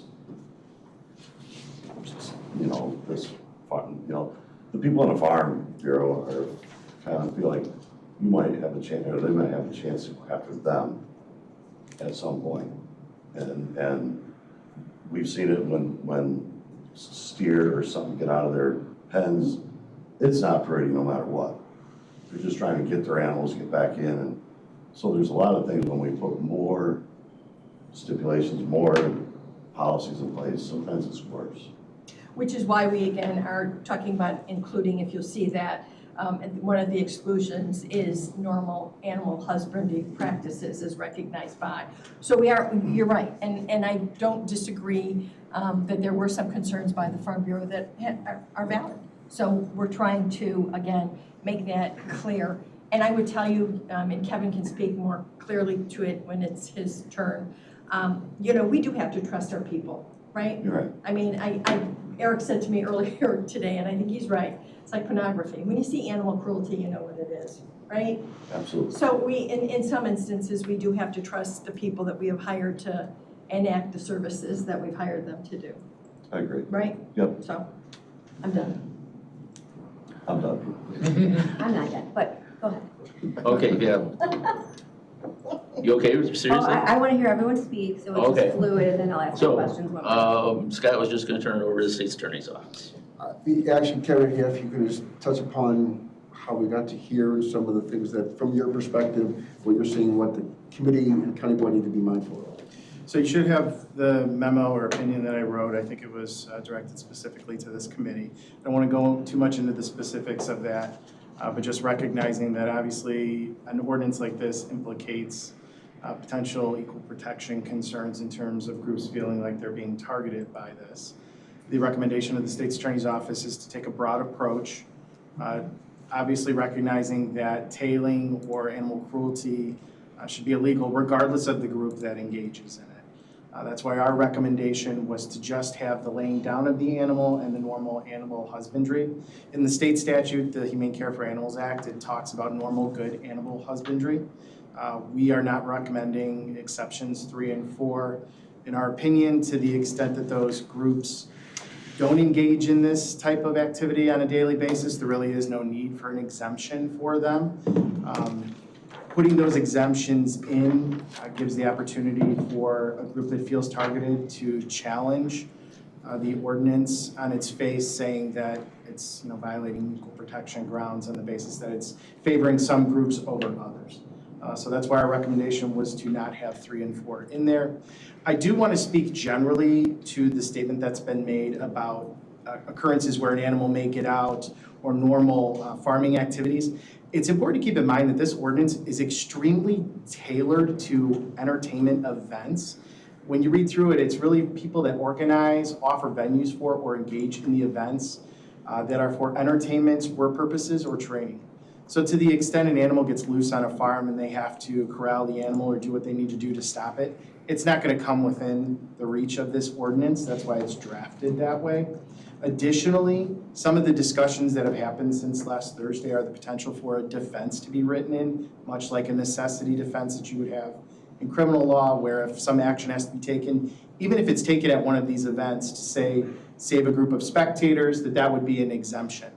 I will say, going back to what Board Member Althoff said, that a lot of what you don't see on a daily basis from law enforcement is a large amount of discretion that's exercised given the particular facts and circumstances in a case. There are multiple levels of review that are going on. On the initial ground level, it's either animal control or the sheriff's office deciding whether a particular charge fits or if it should even be charged.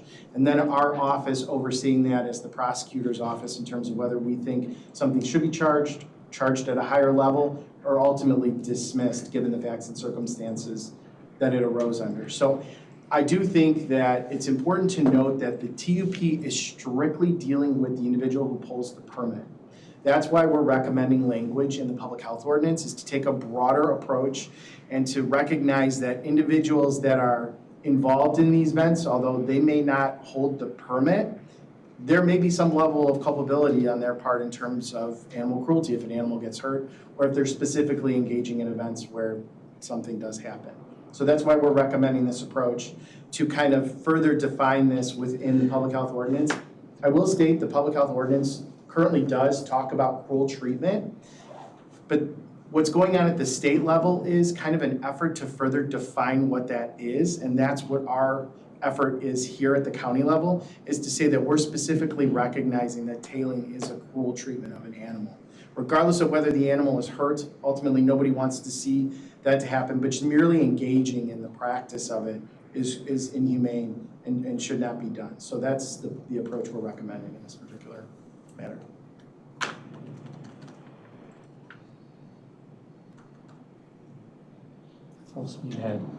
Yeah, okay. I think that's the proper approach. I don't see or hear anything different from the other members. Go ahead, Dan. Yeah, I guess I'll take the opportunity to address the group. Thank you for what you do. It's been a privilege to work with many of you over the years on the Farm Bureau side. Dan Volker serves as the manager of McHenry County Farm Bureau for a couple decades, been in the Farm Bureau system for more than 25.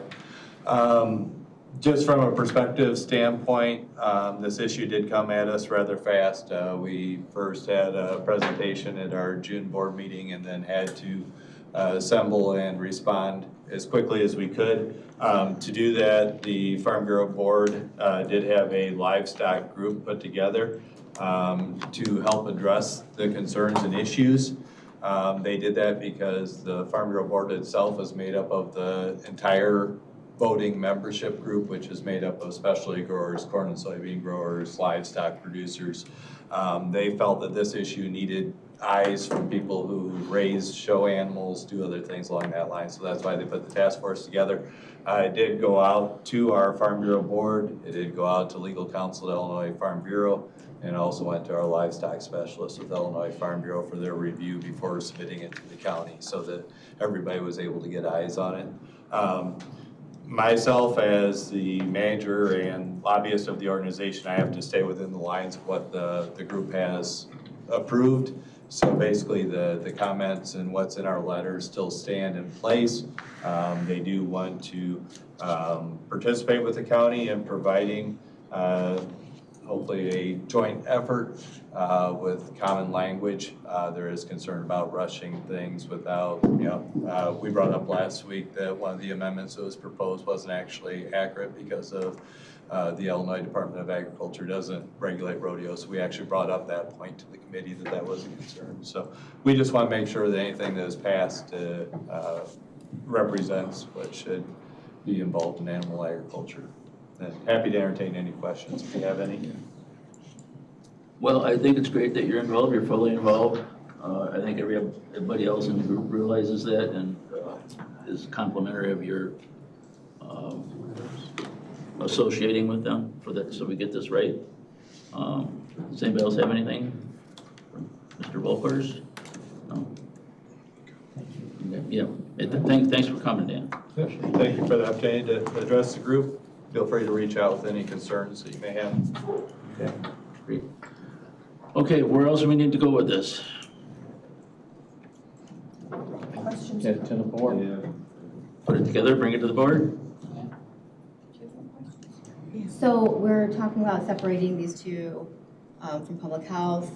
Will that be a conversation that'll be shared with for our county board members for the cow, so they understand that we can have two separate conversations, one about the public health one and then separating this amendment so that we can make decision. My next question is for the state's attorney. Currently, there's no ordinance on this, so with the ordinance, what would be allowed would be the prosecution, potential for prosecution of fine and jail time? So it would be fine only up to a maximum of $1,000 per occurrence by state statute. The county board could set a minimum per occurrence though. Could set 200, 300, 500, whatever the county board wants, you could do that. Currently, the way our animal control ordinance is written, there is cruel treatment in there generally, but that's a very open-ended term. The purpose of this amendment is to make sure that for purposes of these particular events, there's something very specific and that tailing is removed as an option for these type of events. And to clarify, the 1,000 minimum, is that each act of cruelty or is that in totality? It would be each act, each occurrence. And that would also have to be to each person impeding upon the animal, correct? It could be each qualifying individual in there. Anybody who organizes, offers the venue, or engages in the event. So the person hosting the event, the maximum fine is 1,000? Could be, but they could also be the permit holder and be subject under the TEP ordinance to a fine. And revocation, suspension, denial of future permits. And what would be the fine maximum? That would be $1,000. Okay. Yeah. And then Per issue or per, if they did 10 tailings in that event, you got 10 issues. Yeah, I look at it as an occurrence basis. That's the way I look at it. And just so you all know, I have reached out to Boone County legislative representatives who have that tailing bill, and we're also talking about including a section on increasing the fine from 1,000 to a higher amount. And if that doesn't move forward in that, we'll deal with it separately. Not tie them together if we don't think that the tailing has some momentum. But we are working collaboratively with them to get that fee higher. Just to speak to that briefly, the county is limited by what's called Dillon's rule. We can't exceed a fine unless this statute allows us to exceed it. So we're capped at the 1,000 unless a specific law allows for a higher. So the statute that Eric was suggesting changes with the fine? I think the Boone County, what Board Member Altoff is talking about is they're actually trying to increase that fine so that it gives counties the ability to go over that $1,000 ceiling. I didn't know if you were talking about statute or county. No, statute. Okay. Okay, and then in none of this ordinance, whether it's agreed upon or not, includes any conversation about jail time. Correct, it wouldn't be applicable, it's an ordinance violation. As I had mentioned at the prior meetings, this is to give law enforcement, State's Attorney's Office, another avenue to pursue, because when you think about it in the big picture, the temporary use permit provisions will have language in there that say you can't violate state, federal, and local law. This is to have something locally that we can definitively say, given levels of culpability and evidence and understanding all the prosecutorial issues we run into, where we could try to hold somebody accountable so that we can take action on the temporary use permit. As it currently stands, you'd be left with state or federal law. State law is the Humane Care for Animals Act. We'd have to prove a misdemeanor or if it qualified a felony offense. Proof beyond a reasonable doubt, this is a lower burden of proof, all the things we had discussed about previously. So this is to give us another option. Sure. And I think, just to go back, I think it's clear for, private property owners that are livestock farmers, right, that this isn't the focus. However, like we just saw, there was an event that came up under entertainment, which was music and food and all this other stuff. Also, these other suggested conversations that they wrote, but we know typically they're not in writing. And I think it comes back to what was Mr. Temple. Enforcement. Not only that, but the prevention, right? So that we know that the law-abiding citizens are following the law. The ones that are not, regardless of language or red tape. And so I think that's where a lot of the conversation for citizens, for myself to understand, the goal is prevention. The goal is that the consequence would be dire enough that someone's not going to really be interested in pursuing something like this, regardless, because I don't think the consequence at this time is impactful. That's just my 2 cents. All right. Dan? Just a slightly different subject, just wanted to address, we haven't taken a position on exemptions from the Farm Bureau side, but I would suggest that there's Harvard Milk Days that would be similar to the McHenry County Fairgrounds that does have livestock exhibitions, so it may be appropriate to include them if you so choose, just to bring up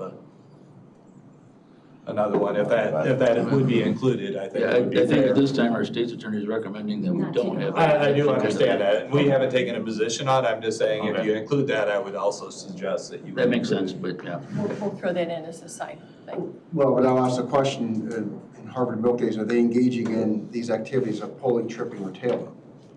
I mean, it's very specific to those activities. It's a dairy show, so there could be animal practices that are taking place at such things. I think that's also where we're talking about the defensible clause too, that we need to put in there. So And we don't also forget that suggested aspect as that well.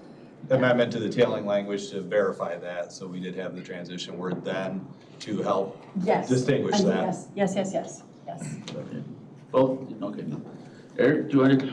Yeah, just real quick, Kevin, is there anything stopping us from, instead of put whatever the amendment winds up being, if we just took it out of the health code and just added it to Title IX? Is there anything like legal? So what I think would be a good idea is removing it from the health code under, I think it's Title VIII, and then switching over, whatever the amendment is, switching it over to Title IX, which is in the county ordinances, public peace, morals, and welfare. So speaking to that, the public health ordinance currently has a section dealing with cruelty to animals. That's why it makes the most sense to put it in there. I do think that if it's going to be placed outside of the public health ordinance, then there may be questions about animal control's ability to enforce it.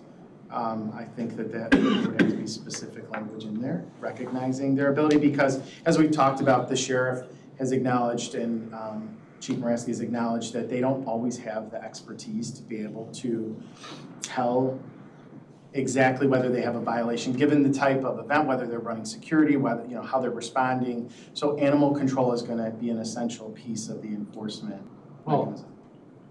I guess, right, they're able to distinguish, at least in some cases, the misdemeanor Animal Cruelty and Humane Treatment Act, and they're able to charge. So why wouldn't they be able to have that discretion or exercise that for a lesser, less evident, a lower evidentiary burden case? So the thing I would say about that is there have been instances where individuals have been charged, but to the extent that charges are going to increase dramatically, I think they're looking for support from animal control in terms of investigating and being able to support those charges. I understand what you're saying, that the state law has that, but I think the sheriff's office doesn't have this special expertise that animal control has. That's why they're looking for them to partner with them. So just understanding that if it's placed outside of the public health ordinance, that animal control understands and they're a specific group that's acknowledged as being authorized to enforce it would be essential. Well, Is there anything stopping them from having animal control, I guess, go out there and advise them? Who's on call? Yeah, it becomes an issue of the scope of their responsibility. So animal control largely understands, and everybody here would accept, that they are responsible with enforcement of the public health ordinance only, and nothing outside of that document. So now, to the extent that we have an ordinance that lives outside of their ordinance, their public health ordinance, what's their role with that? Is that solely the sheriff? But aren't they already required to do that in animal cruelty? Don't they, like after someone is arrested with the, like either Class A or felony charge under the Humane Care for Treatment of Animals Act, I mean, don't they already take the subject animal, have it go to either a veterinarian or animal control to do an evaluation? I'm pretty sure they do. So I can't speak to the specifics of what their investigative process is. I know with respect to the sheriff's office that there are maybe a couple individuals that have, from personal knowledge, the expertise to be able to understand whether cruel treatment is going on. So that is why the push was to put it into the public health ordinance, is to bring their expertise into it, recognizing that we already have a portion that deals with animal cruelty in the ordinance itself. And I just want to look at all of you and say, to your question, this is going to be one of the decisions you guys ultimately are going to have to make. Do you really want it in the public health so that it's clear that animal control has a role? Or do you want to just stick it in Title IX, which is, again, a suggestion that Member Hendricks thought of and provided that information to us just, what day is today? Just Friday. I don't understand what advantage there is to do that from your Well, the penalties increase. From your perspective. Pardon, Joe? The penalties increase, you could even Oh, go okay. jailable. Okay. The penalties increase, and also I would say, you know, I believe, and correct me if I'm wrong, but I think one of the concerns of the state's attorney's office was the evidentiary burden, obviously, in a criminal case is much higher, right? It's beyond a reasonable doubt. By shifting it to either under the health ordinance or Title IX of the county code, it would lower that burden to preponderance of the evidence. So that way, instead of potentially using their discretion to not arrest an individual for a misdemeanor or felony case because they don't believe, for whatever reason, right? They don't believe that they'll be able to meet their burden at trial or what have you. It still provides them an option for those borderline criminal cases, but clearly preponderance of the evidence more likely than not cases. And it removes animal control because, I mean, one thing that I think we should at least consider in the broader context is we have to make some significant cuts and or revenue raises, and now what we're doing is we're increasing the responsibilities of either animal control or the health department, which very well, depending on how many increase, however much the call volume goes up because of this ordinance, it's going to place new pressures, I guess, on the health department. And that's going to cost money. It's going to very possibly result in additional employees. And this is at a time when I think we have, another $6.5 million to cut or raise. This way, it makes it easier for the sheriff to cite, state's attorney to prosecute, but doesn't put that burden on our county department. I would hope this ordinance eliminates calls to some level. Well, I don't know. I think. I hope it will too. I mean, if there's an ordinance there that's very specific to what this has been addressing, I think those events and calls will go down. I don't know, I couldn't see whose item was first, but. She was. Okay, Carolyn? So to that point, so first you had talked about the preponderance of evidence, and it sounded like bringing it under Animal Title 8 or Title 9 would provide for that, make it easier to define. Okay, just want to clarify that. In terms of the cost, I mean, we're going to talk about the fines under the TUP, which that comes back to us, correct? Comes back to the county. The fine, The so decision somebody, making or the fines the TUP themselves? fine, yes, The that, threshold. right. The thresholds. The yeah. thresholds come back to us, so that is a funding source for enforcement in terms of, at the county responsibility, I would think, would help with that. And having these on file and with the fines being much higher, I think there might be less, under the, holding an event and hoping that, the $500 fine or the small fines we used to have before, which were like a slap on the wrist and they could come back a year later and do it again anyway. Now there's a lot more of a deterrent. So, I don't know. I think that some of that would already be covered and with us to follow up on. So I don't know. It's hard to say. If it was changed to Title IX, would that affect the TUP? I mean, I imagine it would, right? It's still a county ordinance violation. They would have to work in concert, right? They couldn't go, separate and decide. If we're still if we're gonna continue issuing the temporary use permits for these events, there would be a point in which those regulations and the requirements here would stop and those would pick up. Or the overlap would be clear and obvious that it's associated, as it is right now, associated with animal cruelty with the intent of having a criminal penalty to it. So, which just can't be enforced under the temporary use permit. It cannot be enforced. The animal cruelty can't be. Right. These would be more of a land use, just that temporary. We're just looking at the event, and then it's similar to underage drinking or something along those lines that would fall outside of the purview of the temporary use permit. You done? I'm done. For a second, okay, Carl wanted to get. Help me out, Am, I'm a little confused. All right. Okay, I think it was a couple of years ago, we started down the road of having specific things that for a temporary use for entertainment.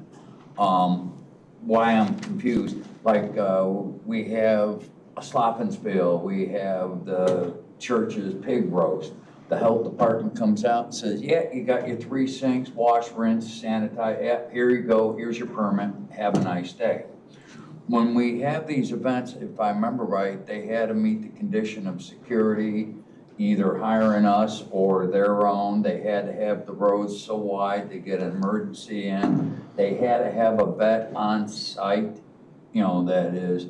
Now that vet, is he obligated, if he sees something, is it a state vet or a vet that if he sees a crime being done that he can pull the, drop a red flag on the game and call it? And do we come the day of the event to make sure they have A, B, C, D done, or sorry, pal, out you go, you don't get your permit? So the vet would be there just for the animals. They wouldn't have any, really wouldn't have a role in shutting down the events. They may report it.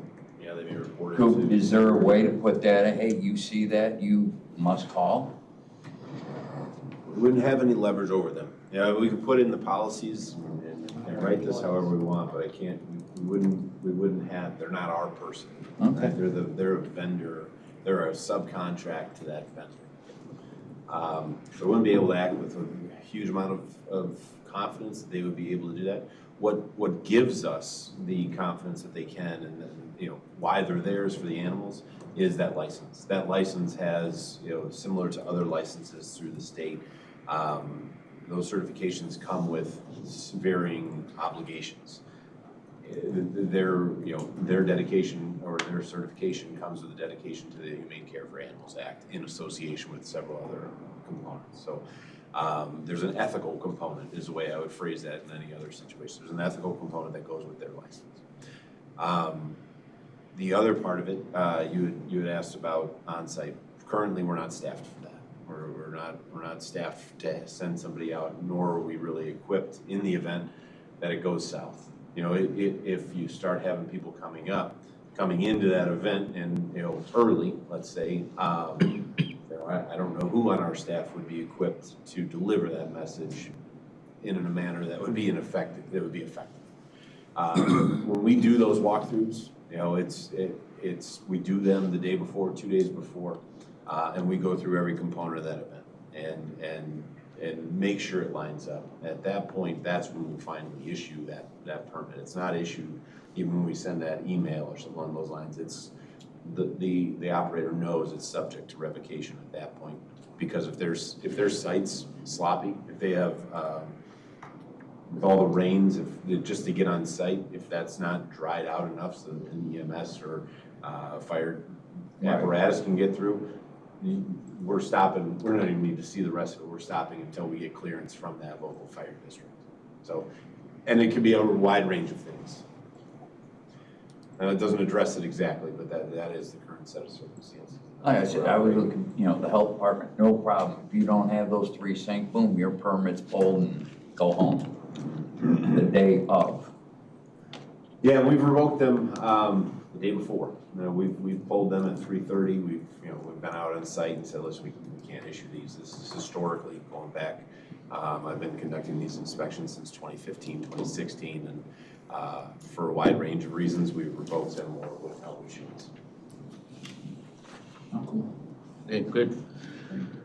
Okay, we got direction. We're gonna put this together. We're going to continue to work with State's Attorney and Member Hendricks and kind of see if there isn't a little bit of a better direction there. And it would be remiss of me if I did not tell you that Member Sager has expressed his opinion that it needs to be in animal control. He can say that when we get to that point, but he's involved in many of these discussions as well. I haven't dropped that out. Okay. Well, no, he made that very clear at the last meeting, which is good. Yes, he did. We can move on to 10.2, and I know it's, or do you guys have more you want to hash out about this? No? Okay. 10.2, I'll take them out of order. Okay, just a second, let me bring it up, please. Okay, you're out of order, I'm out of order. Everybody's out of order. Hey, Scott, I'm gonna share my Yeah, screen. I'm stop sharing here. All right. All right. So. Oh, text me.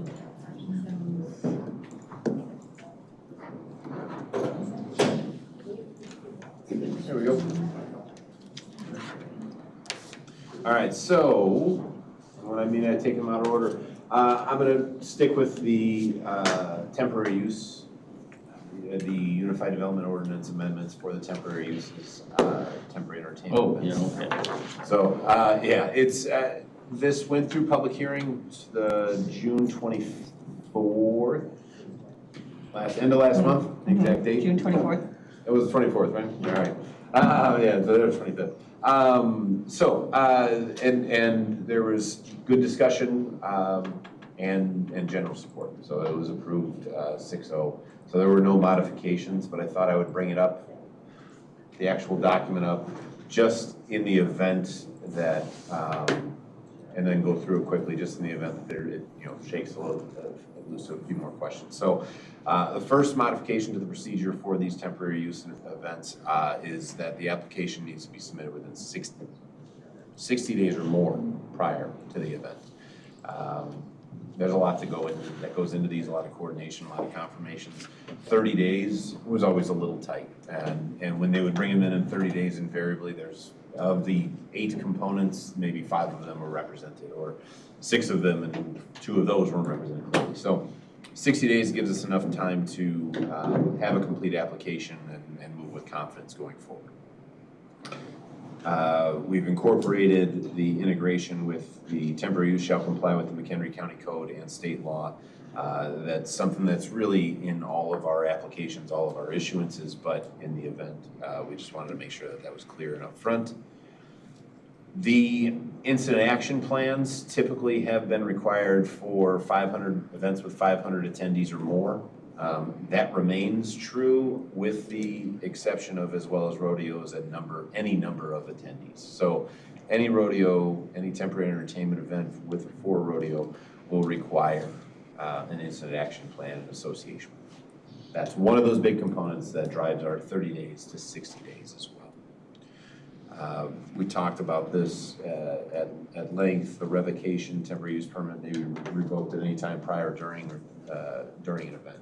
Inaccurate information, that's like you mentioned, when we go through those those site plans. It's everything from the emergency response to if someone gets impaled, and where's the helicopter gonna land, where's the crowd control gonna be, where are the bulls at during that time period, how are they sent off pen stages, where I can think of, out of the pen, and where do they go, where's their watering shade, et cetera. Like, some of those standards, some of the items that we just want to see. And so that going through that event, that's where that revocation phrase comes in really heavily. Moving towards then the violations.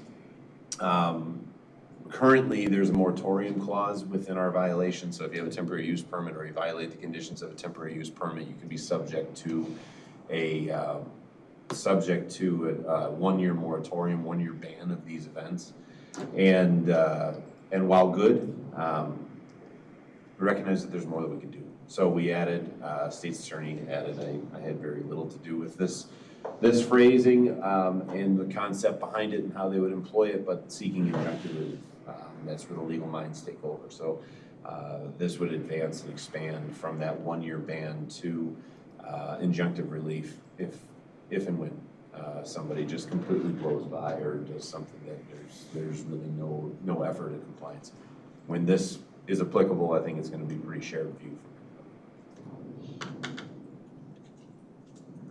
And then the use standards. 2023 is when we added, Carl, you went down the list of them, we couldn't have said it better. So we added the requirements to have an on-site vet, added the requirements to have on-site EMS, and wayfinding. So lighting, ingress, egress. A lot of these events, they used to be coupled with concerts routinely. And they would start at 11 or 1 o'clock and they would go into the night. They've kind of isolated more towards the rodeos as of late, and they would convene maybe till 8:30 to 10:30 at night. So lighting is still a factor, don't get me wrong, but the ingress and egress is probably our biggest point that maintaining those aisles for both drive aisles and then personnel flow is critical. So that has been successful, and it's very easy to see when we do those on-site inspections. It's easy to grade that and where things could be improved. The next, D through O, H, were all reviewed and have been reviewed. We talked a little bit about this, but these items, many of them pull directly from either the Humane Care for Animals Act or in conjunction with some of the comments that have been made throughout, whether it's Dr. Sagers or other member comments throughout the several months that this has been of subject. So I'm happy to go through all these, but most of them are pretty clear and obvious. They're either treatment of animals, acts associated with tripping, tailing, uses of hypnotics or stimulants, number of runs, steers of calves don't use 1 task per event or per event per day. Electric prods, some of the equipment, spurs, rowels, some common sense type items in terms of pregnant mares or cows are strictly prohibited. As we got down here, this was, so this is the one that N outlines the steer tailing. As we got down to O, this is the one that jerk down was something that was identified through a couple different discussions with the Farm Bureau and was subject to, and maybe that one is a practice that would occur in some of the animal husbandry type actions. And so we wanted to highlight that procedurally, we as staff, recognizing that that's a call to come out, we as staff wouldn't have the authority or the ability to take that out, but that would be something that would come from the county board. So that is specific to item O. I know we've had conversations with Member Kearns on it. Administrator Hartman and I have had conversations in reaction to what the Farm Bureau has provided the county in comments. So just wanted to get that on the record. So right now, O is part of it. We'd have to make an amendment to take it out. Correct. So I anticipate more conversations on that as we move forward. But again, this is going for public, 30-day review, and then it would be up for adoption in August. So we're not at the adoption portion just yet, but we are on the 30-day. You could also add, I mean, we'll talk about that, I Yes. think at some point, because you could also, rather than remove it entirely, could, with the exception of normal animal husbandry and animal care, you know, sometimes you have to take them down in order to care for them. So we could add that in to cover what we are normally covering already, rather than take it out altogether. 100%, yes. Yeah, I was clumsy on that, yes. It would probably, in my mind's eye, fall in line with what occurs with the animal control ordinances. Yeah, that's a good thought. Thank you, Karen. And that's pretty much it. The incident action plan is outlined, and then the temporary use pre-application. So again, procedurally, this and our best systems, which I should probably stop sharing because I don't have that up. Yes, go ahead, come on in. The incident action plan I brought to the county, and we started doing it. And I appreciate the 60 days for the rodeo. It doesn't matter if it's a rodeo or if it's another temporary use. It takes my office just as much time. And I would ask that you would change that 30 to 60 days anytime a temporary use permit is required. We're spending a considerable amount of time. Rodeos, the longest time we have is validating vets. But for a regular event, especially some of these BYOB concert events that are targeting teenagers, it takes a long time to validate. It takes us a long time to make sure that the right fire department is there. They tend to take a template IEP or incident action plan that maybe it was done in Woodstock, so they still have Woodstock's fire on there, even though they're out of Marengo. So anyways, I would ask that it go to 60 days for all of them. It takes a lot of time, especially with the new ones who haven't been through the process. We walk them through, we're gentle. It's not a bureaucratic, here's a paper, do it. We will walk them through. We have templates to help them work through it. And we contact every entity mentioned in an incident action plan. And it goes beyond police and fire that we're validating. So anyways, that would be my request that all of them do 60 days. Would you think we could do something like that with the number of people involved? I mean, so right now, incident action plans are required for 500 or more on temporary use. So, and the proposal is rodeo, it doesn't matter how many. When you changed it from 2,500 to 500, it was amazing how many events occur in this county with only 499 people. But we'll go with that. Yep. But it's that 60-day deal. So yeah. Thank you. Thank you. Thank you, David. Yes. If the committee is interested in that, we can find a spot within that, within our. I think so. Makes sense. I mean, they've got quite a burden to follow up with all those different departments, et cetera. Yeah. No, I feel foolish we didn't have more of a conversation on that. Thank you, Director Christensen. Okay. All right, so that is, that's one of the petitions coming through. We have the other petition, that is our text amendment to the UDO for the best systems. That's our state mandated amendments. So we're through. Staff is through the tough part, right? We've gone through the whole process, gone through the public hearing process, and now we're at that adoption. We know, we generally know how these are going to come through now, and we can start that education process for. We can paint a picture for you, but then we can start that education process for the folks that see these coming to their neighbors, etc. So we're excited to turn that, turn that page, get there. The other items, O'Neill and Mados, that is Z2615 and 18. O'Neill is a variation from the home occupation standards. That is something that had a few hearings with our hearing officer and was ultimately recommended for approval. If there's questions on that one, we're happy to discuss it, but the others, there's definitely a course of hearing testimony on that will paint a pretty clear picture of what those issues are. And then Mados is a 5.0 approval for an A1, A1C. This is they're building, it's an equestrian facility up on Greenwood and Charles Road. I think it's, yep. And they're building a house as opposed to a trailer for their caretaker. So at that point, once you build a physical structure, a conditional use is required. So that's what that is. It's strictly for the house. And then we have, the last one is Pivot Energy. So this was a very popular hearing. We talked a lot about it, nothing to do with the actual content of the hearing, but the whole conditional use was already approved 2 years ago, 3 years ago.